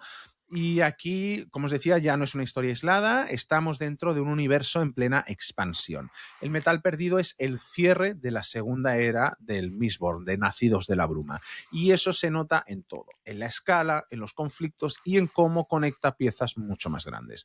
La novela combina el tono de aventura y western urbano de la saga Wax and Wayne con elementos mucho más épicos y cósmicos. Es decir, empieza como una historia de detectives con poderes y acaba jugando en otra liga completamente distinta. Es un libro de cierre, de consecuencias, donde todo lo que se ha ido construyendo empieza a converger y donde Sanderson vuelve a demostrar por qué su mayor virtud es hacer que todo encaje. ¿A qué nos recuerda? Tenemos por ahí Juego de Tronos, Arcane, incluso The Voice un poquito. De verdad, esto ya es, si lo otro era una puerta de entrada, esto es Sanderson jugando a largo plazo. Y me gusta porque mezcla lo íntimo con lo épico. Y tiene ese punto de Juego de Tronos de muchas tramas que acaban confluyendo. Brandon Sanderson, yo creo que nos vamos a meter en él a tope, como saltar a la piscina, Carlos, porque se vienen adaptaciones en Apple TV, Todo. tanto del Cosmer como de su otra saga, que ahora se llama El Archivo de las Tormentas, a topísimo con él, de verdad. Sí, está en pleno proceso de escritura y ha dado también, porque él lo cuenta prácticamente todo en el podcast que tiene semanal y un montón de cosas. Y a ver qué ocurre, pero luego tengo muchísima curiosidad por ver cómo hace estas adaptaciones. Si no me equivoco, llega el 60% escrito de la primera película del Cosmer, porque él va diciendo cada semana el tanto por ciento que dice lleva que escrito. es una cosa que a él personalmente le ayuda el juguetizar, diríamos esto, ¿no? El hacer la parte de los juegos para poder hacer el desarrollo y que eso parece que es una cosa que a él le sirve bastante y que lo puede utilizar o que puede utilizar para ver qué tal funcionan, el ir construyendo sus historias que siempre escribe en paralelo, escribe varias a la vez, constantemente, y bueno, pues ese tener en la puntuación y en qué porcentaje de cada una de las escrituras la tienes, la tenéis en su propia página web y la podéis ver sin ningún tipo de problema.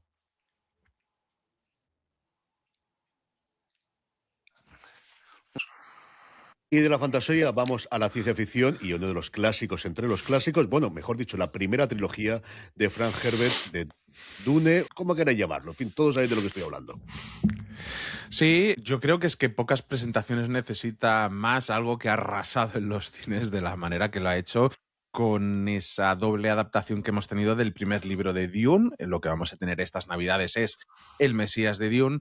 Y no sé, es que esto es algo que yo creo que directamente ha redefinido un género. Es una trilogía, en este caso, que es de Nova, pero está la edita de bolsillo, también de Penguin, como os decíamos antes. Es una edición súper chula de los 3 libros.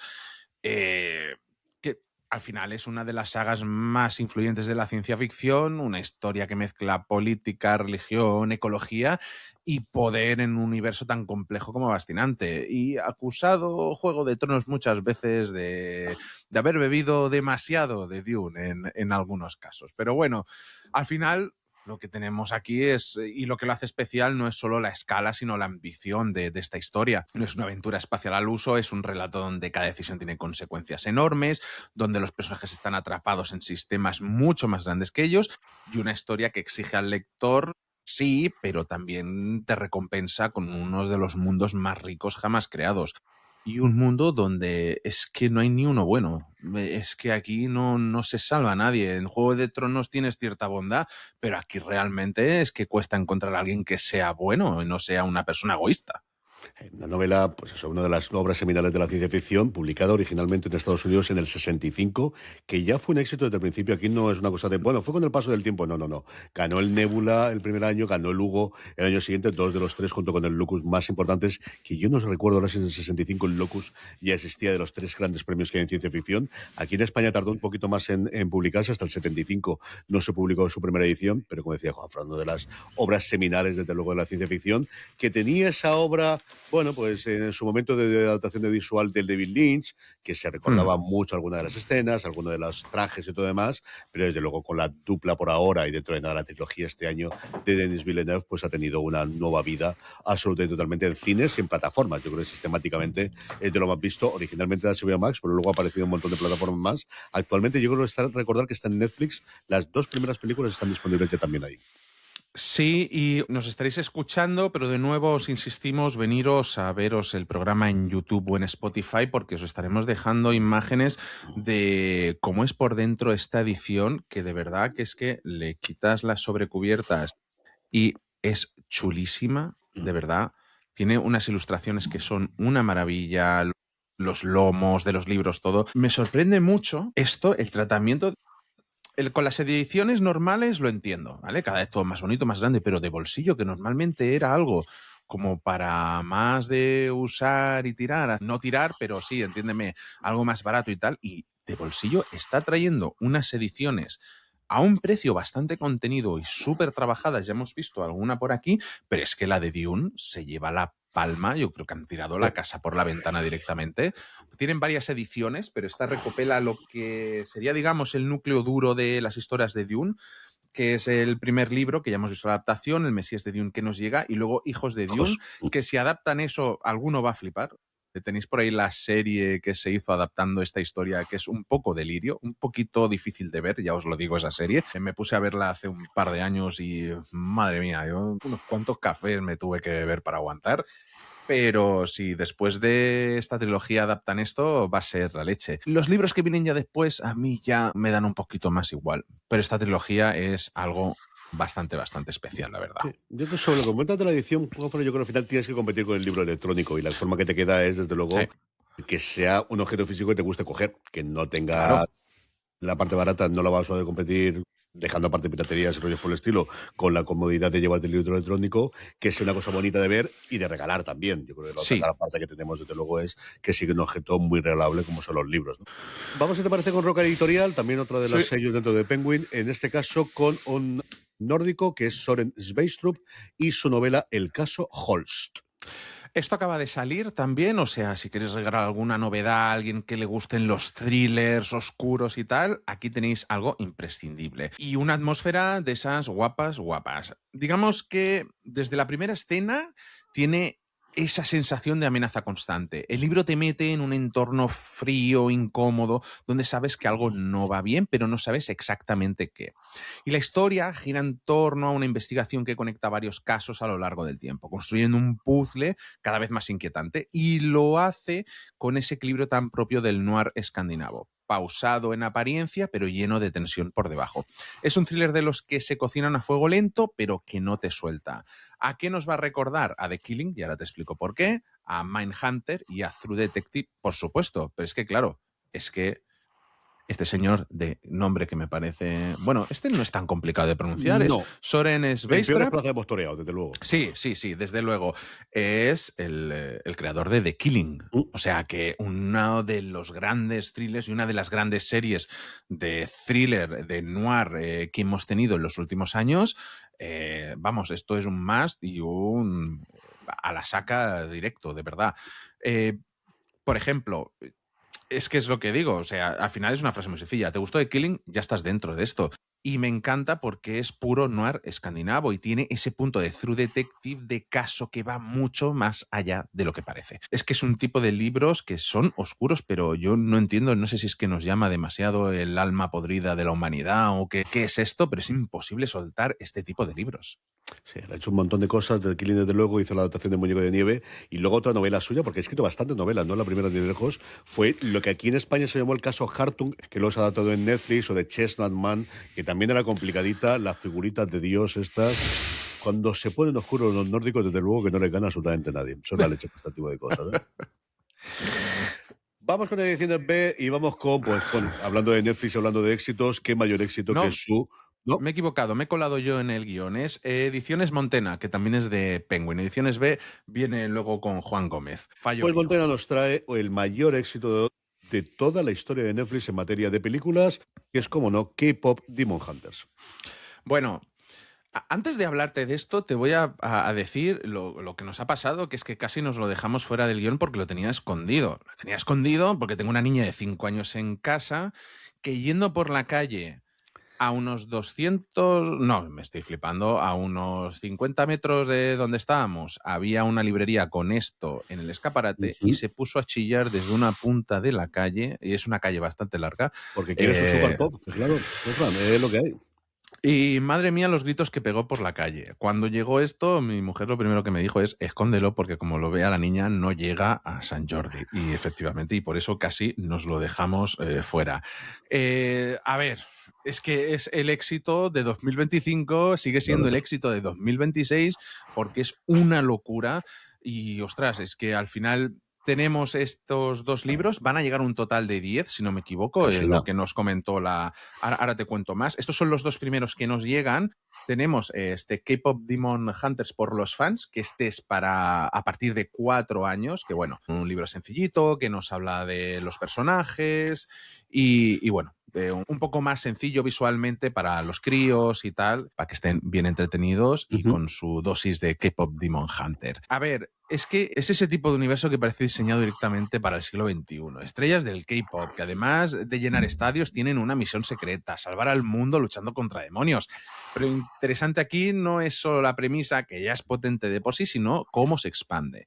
De película a libros, de libros a comunidad, de comunidad a fenómeno cultural. Estos primeros títulos que publica Montena funcionan como puerta de entrada a ese universo, especialmente para los más jóvenes. Lo segundo que tenemos es el libro oficial de pósters, que no es un libro bien, pero te aseguro yo que esto lo coge un crío, este va a vender muchísimo. Sí. Mira, ahora yo no sé si por allí está pasando que están haciendo como estos pseudo teatrillos de K-pop que no son oficiales, que no tienen licencia alguna, que van a los teatros y tal, ¿no? Cada vez que ve uno la cría, nos pregunta que por qué está en la calle. Claro, para no decirle esto es un espectáculo, porque lo siguiente que me va a decir es vamos allí corriendo. No, le gusta tanto la película a la gente que pone pósters por la calle de las K-pop. Y es la única manera de conseguir no ir a esos saraos que ya me han avisado que los Sasha Boys dejan un poquito que desear. Es lo que es, Juanfran. Es lo que es. Yo la película disfruté muchísimo con ella. He oído luego alguna de las canciones. Me parece una maravilla. A ver qué hace con la continuación a nivel de audiovisual, pero desde luego creo que es una cosa ideal, desde luego, para regalar. Pero es que no hay merchandising oficial. Esto es de lo primero que... Es lo primero que nos va a llegar. Bueno, pero es que Netflix, hasta Netflix lo estrenó sin promo, sin nada. Yo me acuerdo estar ojeando un mes antes en los estrenos de Netflix para pedir los screeners para ver la película por anticipado.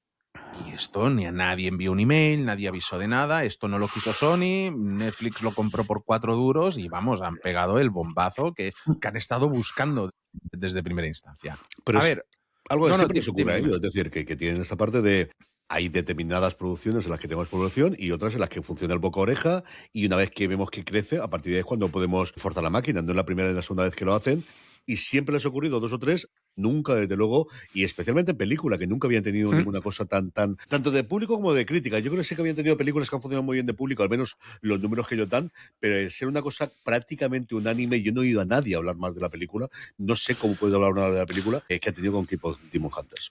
Los únicos que han hablado mal de la película son los que no la han visto, ya te lo digo. Está muy bien. Está muy bien. 2 cositas más de K-pop que no las tenemos aquí, pero que llegan ya. O sea, si estáis escuchando este programa, creo que ya han salido a la venta. Que es K-Pop Demon Hunters, la novela oficial para a partir de 7 años, a un precio de 14,95, 144 páginas. Y K-Pop Demon Hunters, mi diario Golden, un libro de actividades, a partir de 7 años también, al mismo precio, 14,95, 128 páginas. No está mal para frenar un poquito esas fiebres de K-pop en casa.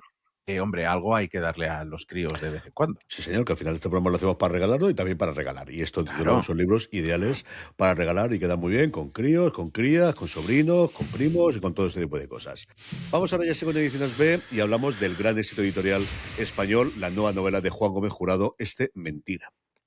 Sí, un libro del que tenéis ya un análisis, una crítica en el canal oficial, que el propio Juan nos dejó un mensajito por allí estos días, muy agradecido desde aquí. También tenemos una entrevista, si entráis en él tenemos allí un enlace con la entrevista que le hicimos a él y a Maya Murzábal, Mm. la showrunner de la serie de televisión que está llevando Juan. A ver, mentira, ¿qué es esto? Yo creo que es un libro que juega un poquito contigo. Desde el principio deja claro que no puedes confiar en lo que estás leyendo y aún así quieres hacerlo. Es una novela que se construye sobre una idea muy potente, una narradora que vive de mentir. Y eso cambia completamente la experiencia porque cada escena, cada diálogo, cada giro está en duda. No sabes que es verdad, que está manipulando o que directamente es una invención.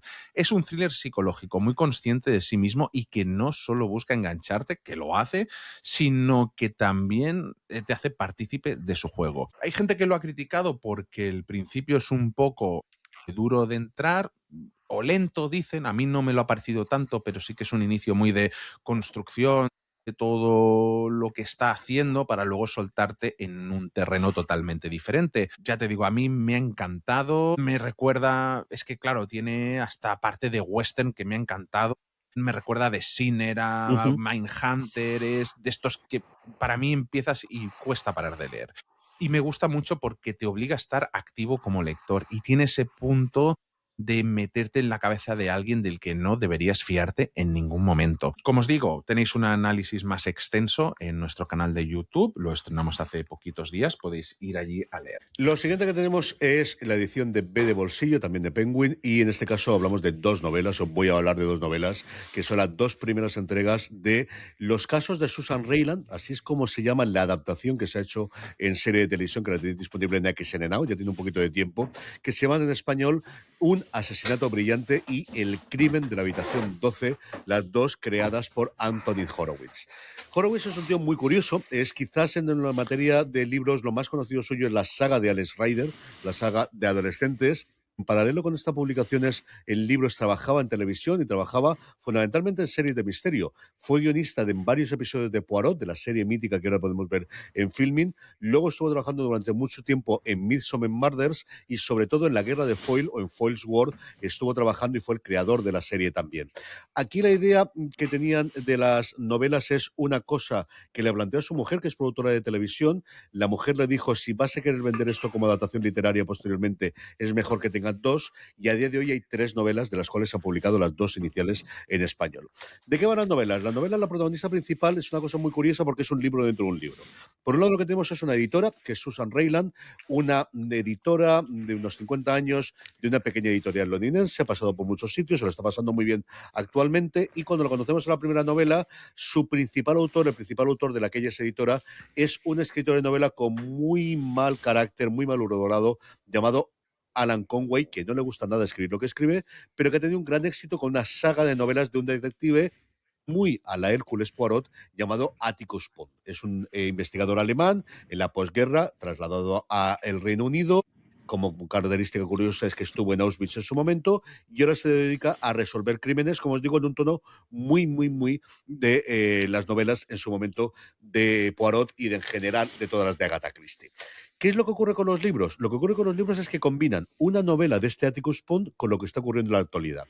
Lo que ocurre en la primera novela es que a ella le entregan el manuscrito de la que va a ser la última novela de Atticus Pond, la lee se entera, igual que la está leyendo ella, y cuando llega resulta que falta el último capítulo. Va a ver qué leche ha pasado y a partir de lo que ocurre es que aparece muerto Alan Conway, el creador. ¿Y cómo publicas un whodunit sin tener la última capítulo, además en un whodunit clásico en el cual es cuando se revela quién es el asesino? Entonces lo que tienes a partir de ahí es ella investigando qué leche ha podido pasar para que no exista ese capítulo. Y como os digo, es un libro muy largo porque realmente son dos novelas en una, en la que tienes tres capítulos inicialmente, o cuatro, creo recordar, en lo que te introducen a ella, toda la novela de Atticus Pant después, a excepción del último capítulo, y luego la vuelta a la realidad ficticia dentro de la novela de qué ocurre. La segunda novela juega exactamente igual. Aquí lo que ocurre es tenemos un largo trozo y ella, por una circunstancia que ocurre, no sé hasta qué punto contar o deja de contar, tiene que releer una novela antigua de Atticus Pant, que a partir de ahí, desde la mitad del libro aproximadamente, te la meten. Y la tercera, que todavía no tiene la adaptación, pero sí que está pensada hacer una adaptación. De hecho, la tercera novela la escribe porque la protagonista de la serie dice: me encantaría poder interpretarla de nuevo un año más.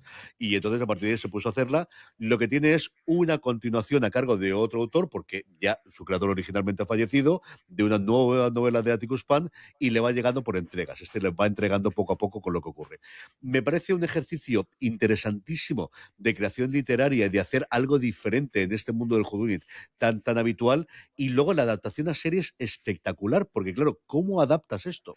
La adaptación corre por cargo del mismo, simplifica en muchas ocasiones las historias juntando personajes, es tremendamente complicado el cómo poder hacerlo. Y luego, claro, en la adaptación audiovisual no vas a tener un episodio con ella, 5 episodios en el que de repente no aparece y luego posterior. Entonces lo que hace es un juego de cámaras en el que Raylan se junta con Atticus Pond como si lo estuviese soñando o hablando con él en momentos, muy divertido. Y luego otra cosa muy curiosa que tiene es algo que se ve en las novelas de Conway. Todos son referencias a la realidad o personajes reales dentro de esa realidad paralela que tenemos Rayland. Y eso, en la adaptación audiovisual, lo que han hecho es coger el mismo actor o la misma actriz para interpretar los dos personajes, en el que se inspira él para escribir la novela dentro de la novela y la que teóricamente ocurre la novela. Yo creo que puede ser un poquito complicado, pero en Ángela leéis, sabiendo que el libro es largo, o sea, iros casi al doble de duración que normalmente tenéis una novela de este tipo, que suele ir sobre las 300 páginas. Aquí os vais a las 500, 600 perfectamente.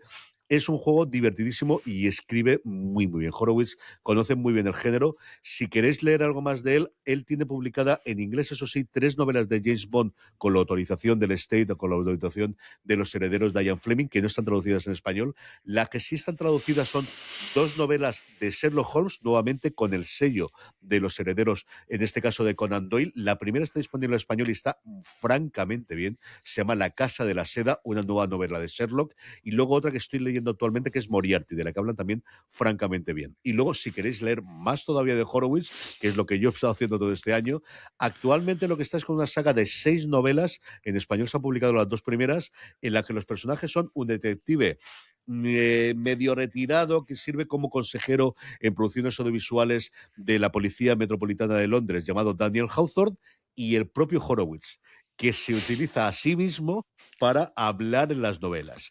Tiene un momento antes, cuando hablas de Tintín, divertidísimo la primera novela. Estas están muy, muy bien. La primera se llama Asesinato es la palabra, y la segunda, Muerte es la sentencia, porque habla mucho de su día a día como escritor y como guionista de series de televisión.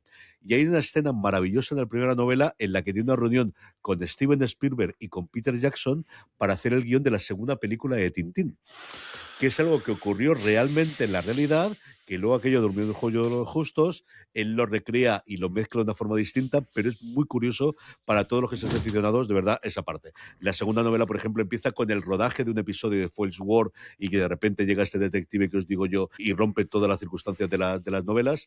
Hawthorne, desde luego, este año, igual que he descubierto otros años anteriores, se ha convertido en el autor en el que empiezo a leer prácticamente todo a principio de este año.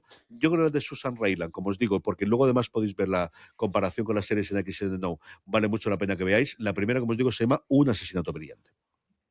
Qué maravilla es esta que me acabas de descubrir. Yo pensaba que venía a traer deberes y me has dado tú bastantes Yo deberes creo para que está muy llevarme. bien. De verdad que he disfrutado muchísimo con ella. Muchísimo, muchísimo. Muy divertido. Y como ejercicio intelectual de cómo es posible que este tío haga 2 novelas en uno y que todo case, que todo encaje, esa parte de puzzle que tienen todas las novelas de Agatha Christie, que se nota que es un enamorado de ese tipo de novelas, vale mucho la pena.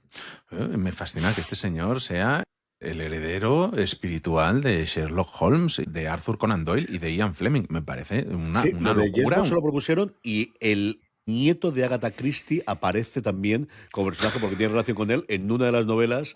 No aparece en la adaptación cinematográfica, pero sí en él, porque aparecen personajes de ese tipo en las novelas y tienen 2 o 3 escenas muy, muy chulas. Madre mía. Bueno, queda poquito ya, quedan algunas sorpresas. Hemos dejado la serie más esperada del año para el final. Ahora os enseñaremos un poquito. Antes vamos con Salamandra Kids y Salamandra Graphic.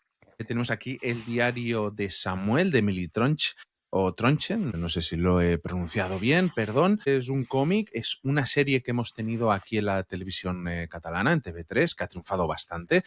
Y mirad, ¿qué os puedo decir del diario de Samuel? Y creo que hay historias que hablan de grandes aventuras y otras que hablan de algo mucho más cercano, que es el crecer, que ya hemos tenido algo así en el programa hoy. El diario de Samuel es precisamente una mirada muy íntima a ese momento raro, incómodo y bonito a la vez, que es el paso de la infancia a la adolescencia. Y a través de su diario, Samuel va dejando pequeñas reflexiones sobre lo que le pasa. Amigos, inseguridades, primeros sentimientos, cosas que no sabe cómo explicar y que probablemente todos hemos sentido alguna vez. Es una historia muy sencilla en apariencia, pero con una sensibilidad enorme. De esas que no necesitan grandes giros porque lo importante está en lo que reconoces. Si os gustan cosas como Heartstopper, Sex Education, Euphoria, en una versión muchísimo más inocente, es un relato íntimo, cotidiano, en un formato diario muy cercano, estilo visual muy minimalista, expresivo y, como os decía, basado en una serie de animación. Es de esos que parecen pequeños pero que se te quedan, y me gusta porque creo que todos hemos sido Samuel en algún momento y tiene ese punto de Heartstopper, de emociones muy puras y muy directas. Algo ideal para regalarle a un chaval, a una cría, a una chavala con 10, 11, 12, incluso 15 años. Creo que es algo que les puede gustar muy bien y con lo que se pueden sentir muy identificados, de verdad. Esto no lo pedimos nosotros, nos lo recomendó el contacto de... Ahora se me ha ido el nombre, lo De siento Salamandra, ¿no? mucho. Sí, el contacto de Salamandra nos recomendó que era una cosa muy bonita, muy especial, y te aseguro que no se ha equivocado en ningún momento. Me ha encantado, lo he disfrutado un montón y seguramente os hablaré de él en próximos programas. Y hablar de Salamandra y de editorial en España, evidentemente, es hablar de Harry Potter. Y una vez más, tenemos nuevas ediciones de cara a la adaptación de serie por parte de HBO Max, que esperamos para finales de año. Primero, tenemos ya la fecha, además. Tenemos para Navidades de este año, tenemos la primera, ya hemos podido ver el primer tráiler. Y tenemos nueva edición de todas las novelas de Harry. Bueno, ahora tenemos nuevas ediciones. Ahora te enseño porque es una locura. Escribí al departamento de Salamandra y claro, tenía un problema. Había tantas ediciones que no sabía ni por dónde empezar, y entonces nos han mandado un poquito de cada para que veamos las cosas que hay disponibles, porque yo no sé cuál es más bonita de todas. Tengo ese problema.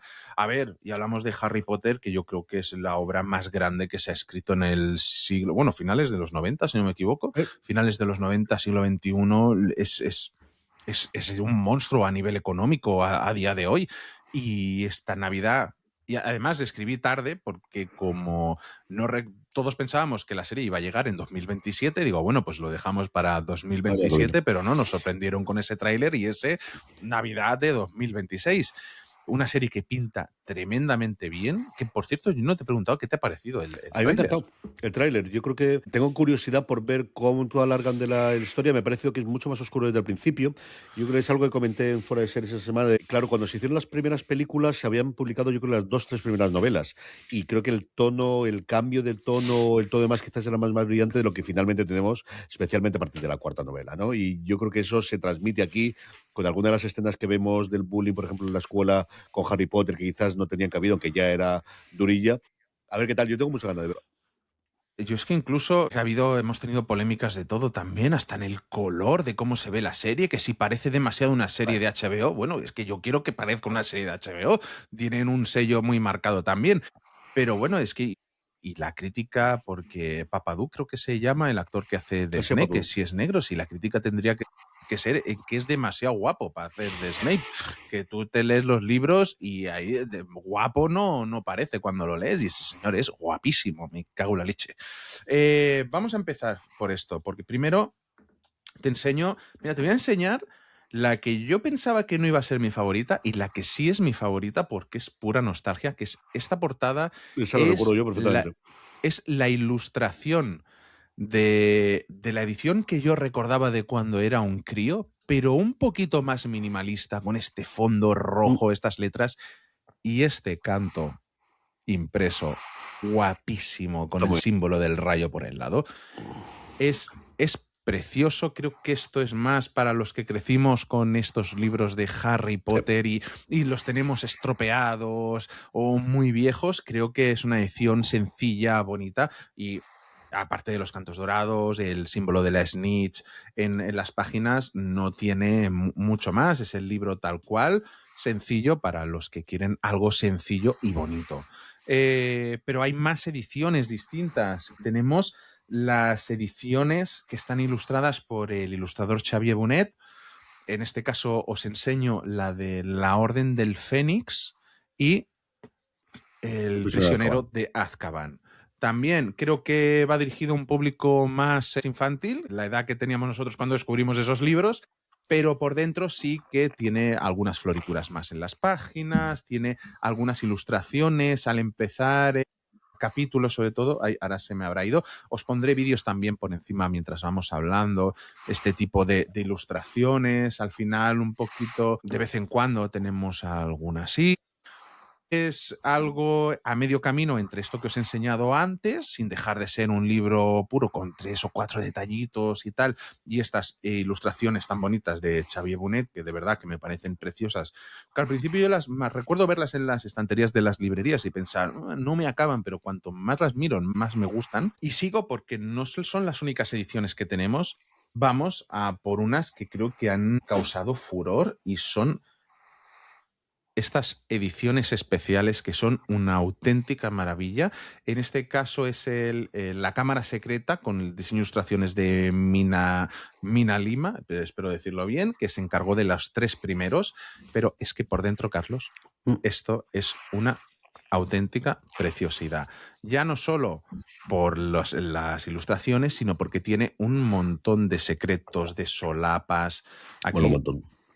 Esto es para tenéis a un fan de Harry Potter en casa. Esto es lo que vendría a ser una edición coleccionista. O sea, tiene un nivel de detalle que a ratos me parece enfermizo. Todo a color. No es tan barata como las otras, por supuesto, pero tampoco es algo prohibitivo para un libro en el que tenemos tantísimo detalle.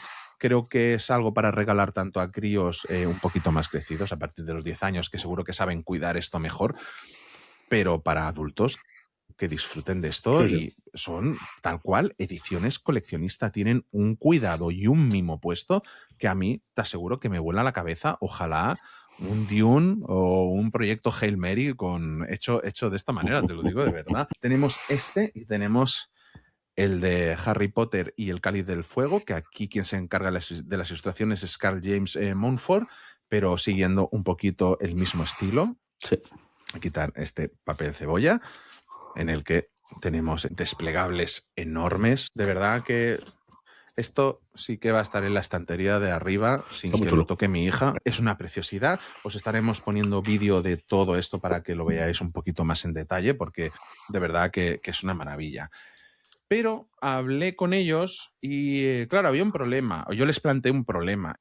En casa tengo una niña de 5 años que ha oído hablar de Harry Potter, que quiere conocer Harry Potter, pero los libros yo no se los leería hasta mínimo tener 7 años. Está aprendiendo a leer, pero creo que todavía mentalmente no es capaz de seguir algo tan denso para algo de su edad.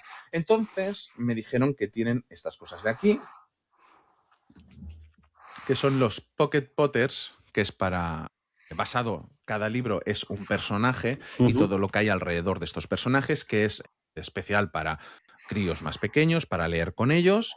Y tenemos 5 publicados de momento. Tenemos el de Ron Weasley, el de Luna Lovegood, el de Harry Potter, por supuesto, Albus Dumbledore y el de Hermione Granger. Esto me llegó ayer y ya hice la prueba con ella un poquito para leer y vamos, estaba flipada dándole besos al vídeo y todo. Es que Hermione mola mucho. Ya está. Es que, claro, los vi a todos y cuando la vio a ella, dijo, ¿y ella quién es? Digo, esta es la amiga de Harry Potter, que es la más lista de todos. Y efectivamente, vamos, ya le he leído la mitad del libro. Son muy chulos, tienen frases de los libros, no te destripan tampoco lo que pasa en las novelas a grandes rasgos, pero sí hace como un pequeño resumen de lo que son sus vidas. Muy chulo, aprecio contenido para críos pequeños que ya hayan oído hablar de Harry Potter o que vosotros como padres queráis meterlos en este universo, pero claro, no le podáis leer todavía los libros, no le hayáis querido poner todavía las películas, porque, a ver, yo creo que es más chulo enseñarles primero el libro y luego ver las películas con ellos, o la serie en este caso. Y un par de cositas más que nos ha llegado a partir de 7 años, si no me equivoco, que es el libro de hechizos y pociones de las películas, en el que tenemos, por supuesto, una varita en el que podemos descubrir secretos, también pues a alguien que esté flipado con las películas, un montón de detalles, personajes, misterios ocultos, también podemos escribir, porque esto es una varita, es una linterna y tiene un bolígrafo mágico para poder escribir aquí, con tinta invisible, si no me equivoco ahora, y bueno, pues otro más, os los enseñaremos un poquito más a fondo cuando hablaremos de Harry Potter, de la serie de Harry Potter, Sí. no os preocupéis. Y luego un libro que me dijeron que me lo mandaban y que yo dije, bueno, tiene buena pinta, pero tampoco, y que me está encantando, que es La Navidad en Hogwarts, que es la primera Navidad de Harry Potter en Hogwarts del primer año hecha cuento de Navidad. Es otro libro que yo pensaba que era para más mayores, pero que veo perfecto para explicarle O sea, a mi hombre, los niña. hace grandes, sí, sí, sí, sí. Y me parece precioso, es muy bonito y basado en la Navidad, que es algo que a los críos les encanta y les flipa. Y que al final hay algo que, aunque Harry Potter no son películas de Navidad, no sé por qué a mí siempre me parece que sí que lo son. O las relaciono Sí, siempre tiene con las la escenas Navidad. siempre, sobre todo, yo recuerdo sobre todo las primeras novelas, en la época en la que se quedaba ahí cuando todo el mundo volvía al colegio, a sus Mm. casas, en Navidad y todo demás, esas escenas yo creo que siempre las hemos tenido. Sí. Y antes de cerrar y de una sorpresita final que ahora os enseñaré, tengo un libro que vi y que me fascinó y que me gustaría que esto existiera en todas las comunidades que tenemos aquí en España. En este caso es Mitas y Leyendas Catalans, mitos y leyendas catalanas. Y ostras, yo creo que me parece algo maravilloso. Es como es un viaje a ese imaginario que forma parte de nuestra cultura popular, de lo que se contaba antes de dormir cuando no había cuentos, de lo que pasaba de generación en generación.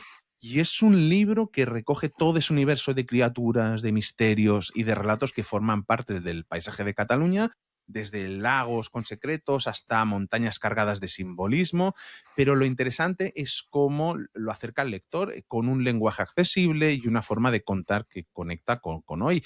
Es tradición, pero contada para nosotros, para el presente. No sé si te gustaron, yo qué sé, 30 monedas, aunque es algo macabro, el Ministerio del Tiempo, American Gods, todo este misticismo, todos estos mitos que hay.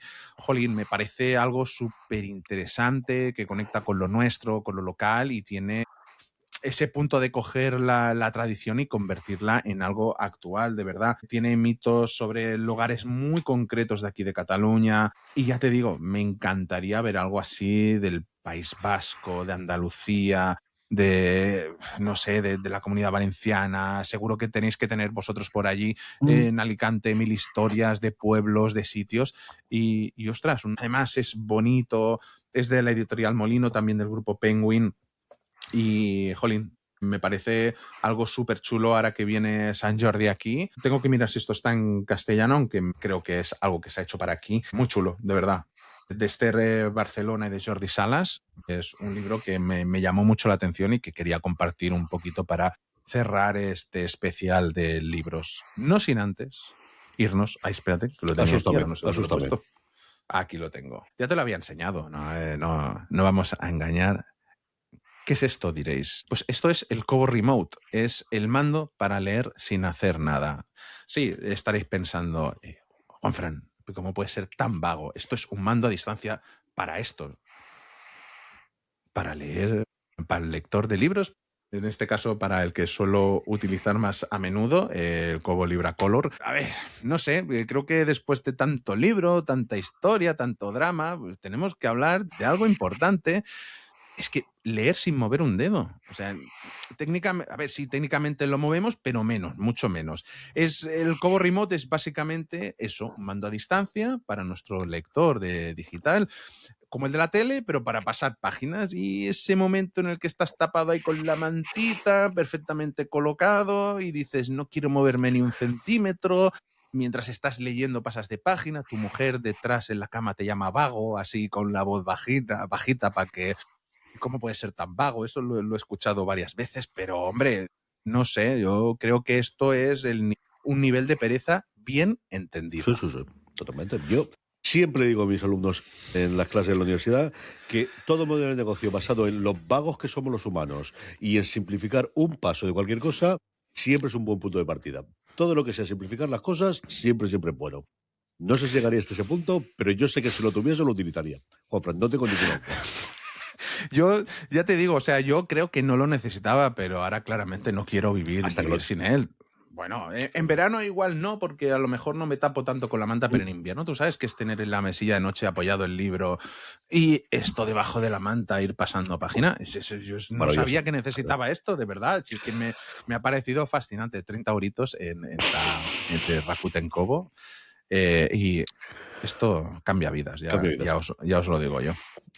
Bueno, Carlos, hasta aquí este especial del Día del Libro de Sant Jordi de este 2026. Un poco diferente del año pasado, un poco distinto, pero me lo he pasado muy bien contigo. Sí, no os quejaré de luego de recomendaciones. Tenemos un poquito de todo, clásico, modernos, ilustrados, para mayores, para jóvenes, absolutamente todo. Intentaremos poneros los enlaces a todos en lo que podamos y todos los nombres. Y recordad, tanto esto como para cualquier otra compra, si lo hacéis en Amazon, haciendo desde amazon.foradeseries.com, a vosotros os costará lo mismo y a nosotros nos estaréis ayudando. Don Juan Francisco Bellón, 1000 millones de gracias. Yo también me lo he pasado muy bien. Y un abrazo muy fuerte y feliz Sant Jordi.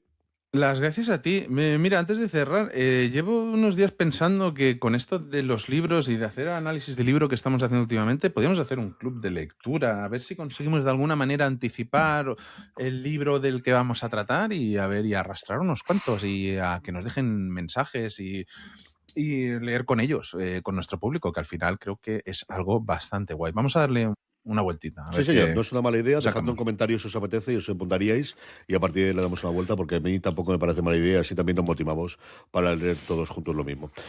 A todos vosotros, querida audiencia, ya sabéis, pasaros por foradeseries.com, pasaros por youtube.com/foradeseries, que tengo muchísimo más contenido, incluido todo el que está haciendo Juanfran en materia de libros. Un abrazo fuerte y recordad, tened muchísimo cuidado ahí fuera.